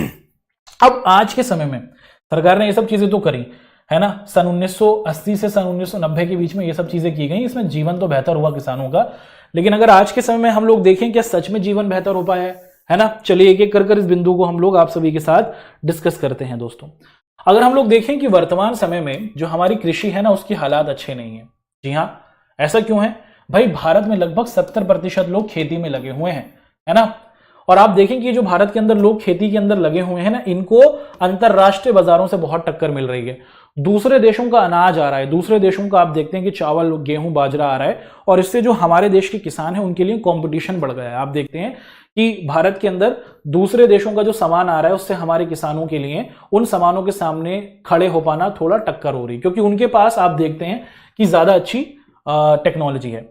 उसी के साथ अब ना कोई किसान बनना नहीं चाहता। मैं आपसे पूछूं कि आप किसान बनना चाहते हैं? जितने बच्चे हमारे साथ हमारी इस वीडियो को देख रहे हैं, क्या आप सच में खुद किसान बनना चाहेंगे? नहीं। अब आप देखते हैं कि जो भावी पीढ़ी है वो इस काम की तरफ नहीं जा रही है, तो इसमें अब रोजगार कम है, तो लोग इस प्रोफेशन को नहीं अपना रहे हैं, लोग अब इस काम को नहीं अपना रहे हैं, जिससे किसानों की संख्या में आपको कमी आती हुई दिख रही है आज के समय में, ठीक है। बाहर से आने वाला सामान टक्कर दे रहा है, और उसी के साथ साथ आप देखते हैं कि अब लोग किसानी करना नहीं चाहते, इस वजह से चीजें बहुत तेजी के साथ आप देखते हैं कि खराब होती चली आ रही हैं, ठीक है, क्योंकि यहां पर रोजगार के अवसर कम आपको दिख रहे हैं। उसी के साथ साथ हम लोग देख रहे हैं कि दोस्तों इस कृषि वाले क्षेत्र के अंदर मुख्य तौर पर ज्यादा लोगों को रोजगार नहीं मिलने की वजह से जो कृषि की वर्तमान स्थिति है वो बहुत ही भयावह है ना। तो जो बाहर से आने वाला इंटरनेशनल बाजार है, बिजनेस है, वो भारतीय किसान को कमजोर कर रहा है। और उसी के साथ साथ सरकार कोशिश तो कर रही है कि किसानों के जीवन को बेहतर किया जा सके, लेकिन जो बदलाव और कोशिश किए जा रहे हैं वो उतनी ज्यादा बेहतर नहीं है। अब यहां तक तो हमने इस चीज को आपके सामने रख दिया दोस्तों। अब पेपर से संबंधित दो चित्र आपके सामने हैं, ये बहुत ही महत्वपूर्ण बिंदु है, इसको हम लोग डिस्कस करते हैं। ये जो लोग आपके सामने दिख रहे हैं दोस्तों, आपको स्क्रीन पे दिख रहे हैं, है ना, कौन है ये लोग? ये हमारे ही पूर्वज हैं, भारतीय ही हैं, है ना, भारतीय ही हैं। भारत एक ऐसा देश हुआ करता था अंग्रेजों के समय में जहां पर बहुत ज्यादा अकाल पड़ा करता था, सूखा पड़ जाया करता था, नदियां खत्म हो जाती थी, पानी खत्म हो जाता था, जानवर मर जाते थे और मनुष्य कुछ इस हाल में हो जाते थे। तो जब भारत को आजाद हुआ भारत, उस समय यह डिसाइड किया गया कि भाई ऐसा दोबारा ना हो भारतीयों के साथ। सरकार ने क्या किया? सरकार ने यह सोचा कि हमें क्या करना होगा, हमें ना खाद्य सुरक्षा करनी होगी। क्या करना होगा? हमें खाद्य सुरक्षा करनी होगी। और खाद्य सुरक्षा का मतलब क्या है कि हम ना खाने को संभाल के रखेंगे, कभी अकाल पड़ जाए, चीजें खत्म हो जाए तो ऐसा हाल ना हो जाए, लोग इतने परेशान ना हो जाएं। इसके लिए क्या किया गया? आजादी के बाद भारत में खाद्य सुरक्षा की कोशिश की गई। अब खाद्य सुरक्षा के लिए क्या किया गया, किन किन चीजों को किया गया? भारत के अंदर जो हमारा हर समाज का व्यक्ति है, अमीर से अमीर और गरीब से गरीब, हर व्यक्ति तक अनाज पहुंच सके, है ना, और ऐसी स्थिति भारत में ना हो, इसके लिए क्या किया गया? आजादी के बाद भारत की सरकार ने दो चीजें की। सबसे पहले बफर स्टॉक पर काम किया और सार्वजनिक वितरण प्रणाली पर काम किया। अब ये बफर स्टॉक क्या है और सार्वजनिक वितरण प्रणाली क्या है, इसको मैं एक एक कर आप सभी के साथ डिस्कस करता हूं कि देश का हर व्यक्ति पेट भरकर खाना खाए। इसके लिए सरकार ने क्या किया? खाद्य सुरक्षा की, हम खाने को सुरक्षा देंगे। सबसे पहले बफर स्टॉक क्या है इसको देखते हैं दोस्तों, ठीक है भैया। बफर स्टॉक का मतलब यह है कि भारत के अंदर एक संस्था बनाई गई जिसे कहा जाता है फूड कॉर्पोरेशन ऑफ इंडिया। ये भारत के अंदर जो हमारे खाने अनाज होता है उसको संभाल कर रखती है। तो भारत में एक संस्था है जो क्या कहती है, जो किसानों से कहती है कि आप जो सामान बेच रहे हैं ना, आप हमें दे दीजिए, सरकार को बेच दीजिए। और सरकार क्या करती है? सरकार इनको बफर के तौर पर, बफर का मतलब क्या होता है? सुरक्षित रखती है। तो जो जितनी भी फसल पैदा होती है, आप देखते हैं कि जो हमारे सरकार है, जो फूड कॉर्पोरेशन ऑफ इंडिया है, अपने गोदाम के अंदर रख लेता है ना। और फिर क्या होता है दोस्तों, इस गोदाम के अंदर रखने की वजह यह होती है कि कभी मान लो कोई समस्या आ जाए तो हम लोग उस अनाज का प्रयोग कर सकते हैं। तो बफर स्टॉक के अंदर मुख्य तौर पर क्या किया जाता है, आप लोग देख रहे हैं। बफर स्टॉक का मतलब होता है कि खाद्यान्न जो है, खाने पीने की जो चीजें हैं, उनको संभाल कर रखा जाता है और सरकार इसमें कमी नहीं आने देती। और इनका प्रयोग कब किया जाता है? जब कोई प्राकृतिक आपदा आ जाती है। याद है कोरोना का समय, जब बाजार बंद थे, दुकानें बंद थी, हर मार्केट बंद थी, तो सब तक अनाज पहुंचाया जा रहा था, सबको अनाज दिया जा रहा था, सबको सरकार अनाज दे रही थी, गेहूं चावल दे रही थी। कहां से आ रहा था वो? सब चीजें तो बंद थी, हमारे पास वो बफर स्टॉक ही था। आप देखते हैं कि जब कोई प्राकृतिक आपदा आ जाती है, जब युद्ध होता है, कोई बीमारी आ जाती है, उस समय में जो हमारा ये बफर स्टॉक होता है, जो हमने सुरक्षित रखा हुआ होता है, इसका प्रयोग किया जाता है। क्योंकि अगर हम संभाल कर नहीं रखते बफर स्टॉक में, अगर हमारे पास अनाज नहीं होता तो हमारी स्थिति भी फिर इसी तरीके से हो जाती है ना। तो सरकार अनाज को सुरक्षित रखने के लिए बफर स्टॉक इसको जमा करती है, इकट्ठा रखती है, ताकि आपदा के समय में इसका प्रयोग किया जा सके। दूसरा तरीका क्या है? दूसरा तरीका कहलाता है सार्वजनिक वितरण प्रणाली। अब ये सार्वजनिक वितरण प्रणाली का मतलब क्या है दोस्तों? सार्वजनिक वितरण प्रणाली का मतलब है कि भारत के अंदर जो भी गरीब लोग हैं, है ना, जो बाजारों से सामान नहीं ले सकते, बाजार में चावल 40-50 रुपए किलो है, सरकार क्या करती है? सरकार ने सरकारी दुकानें खोल दी। इन सरकारी दुकानों पर आप जाओ और अगर आप गरीब हैं, आपके पास राशन कार्ड है, आप जाएंगे, राशन कार्ड दिखाएंगे और सरकार आपको सस्ती दरों पर अनाज देगी। क्या किया जाता है? सस्ती दरों पर अनाज दिया जाता है। 2 रुपए किलो चावल, 2 रुपए किलो गेहूं, 2 रुपए किलो चीनी दी जाती है। तो सार्वजनिक वितरण प्रणाली का मतलब है कि देश के अंदर वो लोग जिनके पास राशन कार्ड है, वो जो गरीब हैं, वो इन सरकारी दुकानों से क्या कर सकते हैं? सस्ती दरों पर, सस्ते दामों पर अनाज को ले सकते हैं। बाजार में बहुत महंगे हैं, सरकार यहां पर सस्ती दरों पर क्या करती है? अनाज को देती है। और ये सभी चीजें क्या है? आप सभी को पता है, जो भारत में गरीबी रेखा से नीचे लोग हैं, जो गरीब हैं, उनको इसके जरिए राशन कार्ड दिया जाता है और उस राशन कार्ड के जरिए ही लोग क्या करते हैं? इसकी ध्यान रखते हैं। तो भारत में बफर स्टॉक को ध्यान रखने की जिम्मेदारी कि अनाज उन गोदाम में भरा रहे, वो भी हमारी फूड कॉर्पोरेशन ऑफ इंडिया करती है। और हर व्यक्ति तक, जो हमारा गरीब व्यक्ति है, उन तक सस्ती दरों तक अनाज पहुंचे, राशन पहुंचे, उसकी जिम्मेदारी भी आपको दिखता है कि हमारी फूड कॉर्पोरेशन ऑफ इंडिया की ही होती है। ठीक है, अब यहां से आगे बढ़ते हुए दोस्तों आप सभी को लेके चलेंगे हमारी इस बिंदु की तरफ, जिसे कहा जा रहा है क्या? जिसे हम लोग कह रहे हैं वैश्वीकरण। और वैश्वीकरण का मतलब क्या है? कि दुनिया में ना एक देश का सामान दूसरे देश में आने लगा। भैया अमेरिका का सामान भारत आने लगा, भारत का सामान यूरोप जाने लगा, यूरोप का सामान आपको दिखता है कि ऑस्ट्रेलिया जाने लगा, अफ्रीका का सामान साउथ अमेरिका जाने लगा। दुनिया के जो बाजार थे वो एक दूसरे के लिए खुल गए। तो इस वैश्वीकरण से कृषि पर क्या प्रभाव हुआ, है ना? आप देखें कि जो दुनिया के अलग अलग देशों के लोग थे वो भारत में आया करते थे। वो भारत में क्यों आया करते थे? क्योंकि भारत में मसाले थे, भारत मसालों के मामले में बहुत अच्छा था। और अंग्रेज जो भारत में आए थे, उनको आने का उद्देश्य यही था कि भारत के जो मसाले हैं उनको ले, क्योंकि वहां पर उगते नहीं थे। भारत में रुई हुआ करती थी जिससे कपड़े बनते थे, भारत में नील उगता था जिससे कपड़े को रंगा जाता था। तो ये सभी चीजें भारत में थी और इसी वजह से ये सभी लोग भारत के अंदर आ रहे थे, है ना। शुरुआत जो भारत पर आक्रमण हुआ, कब्जा हुआ, इसका उद्देश्य यही था। अब जब आजादी मिल गई, उसके बाद फिर बाजार एक दूसरे के साथ मिलते चले गए। और फिर क्या हुआ कि ये जो यूरोप के देश थे ना, ये ज्यादा प्रगतिशील हो गए, ज्यादा एडवांस हो गए, इनके पास मॉडर्न टेक्नोलॉजी है। क्या भारत के हर किसान के पास इस तरीके के ट्रैक्टर है? नहीं, भारत की अधिकतर जनसंख्या अभी भी प्राचीन तरीके से आपको दिख रहा है कि खेती कर रही है। तो वैश्वीकरण के हो जाने से जब दूसरे देशों का सामान, दूसरे देशों की आप देखते हैं कि जो पदार्थ हैं, जब वो हमारे देशों में आने लगे तो हमारे किसानों के लिए थोड़ा मुश्किल हो रहा है, क्योंकि वो उनके साथ प्रतिस्पर्धा नहीं कर पा रहे, कंपटीशन नहीं कर पा रहे। भाई ये मशीन से बढ़िया बढ़िया अच्छी क्वालिटी का सामान बना लेते हैं। हमारे किसान पुराने तरीके से अभी लगे हुए हैं, वो कोशिश तो करते हैं, अपितु वो ज्यादा मात्रा में उतना अच्छा सामान नहीं बना पा रहे हैं। और अंतरराष्ट्रीय बाजारों में आप लोग देखते हैं कि हाँ, भारतीय सामान को पसंद तो किया जाता है, लेकिन क्योंकि ये ज्यादा मात्रा में नहीं उगा पाते, इसीलिए भारत के जो हमारे किसान हैं, भारतीय जो उत्पाद हैं, उनके लिए कहीं ना कहीं चीजें बहुत ज्यादा मुश्किल हो रही हैं। ठीक है, क्योंकि ये मशीनों से बनाते हैं तो ये अपने पदार्थ को, अनाज को, गेहूं को सस्ता बेचते हैं बाहर से जो आने वाले लोग हैं। और भारत के लोग आपको दिखता है कि प्राचीन तरीके से बना रहे हैं, है ना, अभी भी। तो इसीलिए इनका जो सामान होता है, अनाज होता है, वो थोड़ा महंगा होता है। तो कंपटीशन ज्यादा है हमारे पास अभी भी ज्यादा। हर किसान के पास अच्छी मात्रा में खाद नहीं है, सुरक्षा नहीं है, जिससे आप लोग देखते हैं कि जो वैश्वीकरण की वजह से भारतीयों को ज्यादा फायदा पूरे तौर पर आप देखते हैं कि नहीं हो पा रहा है। ठीक है, तो इसका एक ज्यादा अच्छा इंपैक्ट आपको नहीं दिखता। लेकिन कुछ फायदे भी हुए वैश्वीकरण से। क्या? इस ग्लोबलाइजेशन की वजह से दूसरे देशों की चीजें जब हमारे यहाँ आ रही हैं तो हमें उनकी तकनीक के बारे में पता चल रहा है। ये जो हरित क्रांति भारत में आई, ये आई ही कैसे दोस्तों? आप देख पा रहे हैं कि ये वैश्वीकरण की वजह से ही पूरे तौर पर भारत में आपको आती हुई दिखी। तो वैश्वीकरण की वजह से आप देखते हैं कि जो सिंचाई की व्यवस्था थी, लोगों तक नई नई इंफॉर्मेशन आई, वो वैश्वीकरण के प्रारूप में ही आप मुख्य तौर पर क्या देख पा रहे हैं कि हमारे देश के अंदर पहुंच पाई। तो अलग अलग देशों के जो बने हुए अच्छे अच्छे सामान थे वो हमारे देश में आए। हमारे देश के किसानों को इन देशों के अंदर जो मौजूद तकनीक थी उसके बारे में पता चला। और अब अच्छे बीज भी क्या है, वैश्वीकरण की वजह से इन देशों के जो अच्छे बीज थे वो भी हमारे देश के अंदर आने लगे। और जिससे बड़े तौर पर आप लोग देखते हैं कि जो हमें कंपटीशन तो मिल रहा है, लेकिन हमारे देश के जो लोग हैं उनको अच्छी पदार्थ भी मिल रहे हैं। तो किसानों के लिए थोड़ी समस्या है, अभी तो लोगों के लिए ये काफी फायदेमंद आपको होता हुआ दिख रहा है। ठीक है जी, और यहां तक हमने आप सभी के साथ ये जो पूरा का पूरा आपका चैप्टर रहा उसको आप सभी के सामने प्रस्तुत किया। तो कृषि वाला जो चैप्टर था, कृषि किस तरीके से होती है, भारत की मुख्य फसलें, वैश्वीकरण के प्रकार, हरित क्रांति, पीली क्रांति, इसको हमने अच्छे तरीके से डिस्कस किया। अब इसी आशा के साथ कि आप सभी बच्चों को हमारी आज की क्लास आई होगी पसंद, आप लोगों से मुलाकात करेंगे अपनी नेक्स्ट क्लास में। आप सभी बच्चों को क्या करना है, उस चैप्टर को बताना है जिसको आप लोग अपनी अगली क्लास में करवाना चाहते हैं, चाहे भूगोल का हो, चाहे राजनीति विज्ञान का हो, चाहे इतिहास का हो, चाहे अर्थशास्त्र का हो। जिस चैप्टर की होगी सबसे ज्यादा डिमांड उसी को आपके सामने रखेंगे। तो बच्चों, आप सभी का हमारे साथ जुड़ने के लिए बहुत बहुत शुक्रिया। आप सभी बच्चों से मुलाकात करेंगे अपनी नेक्स्ट क्लास में।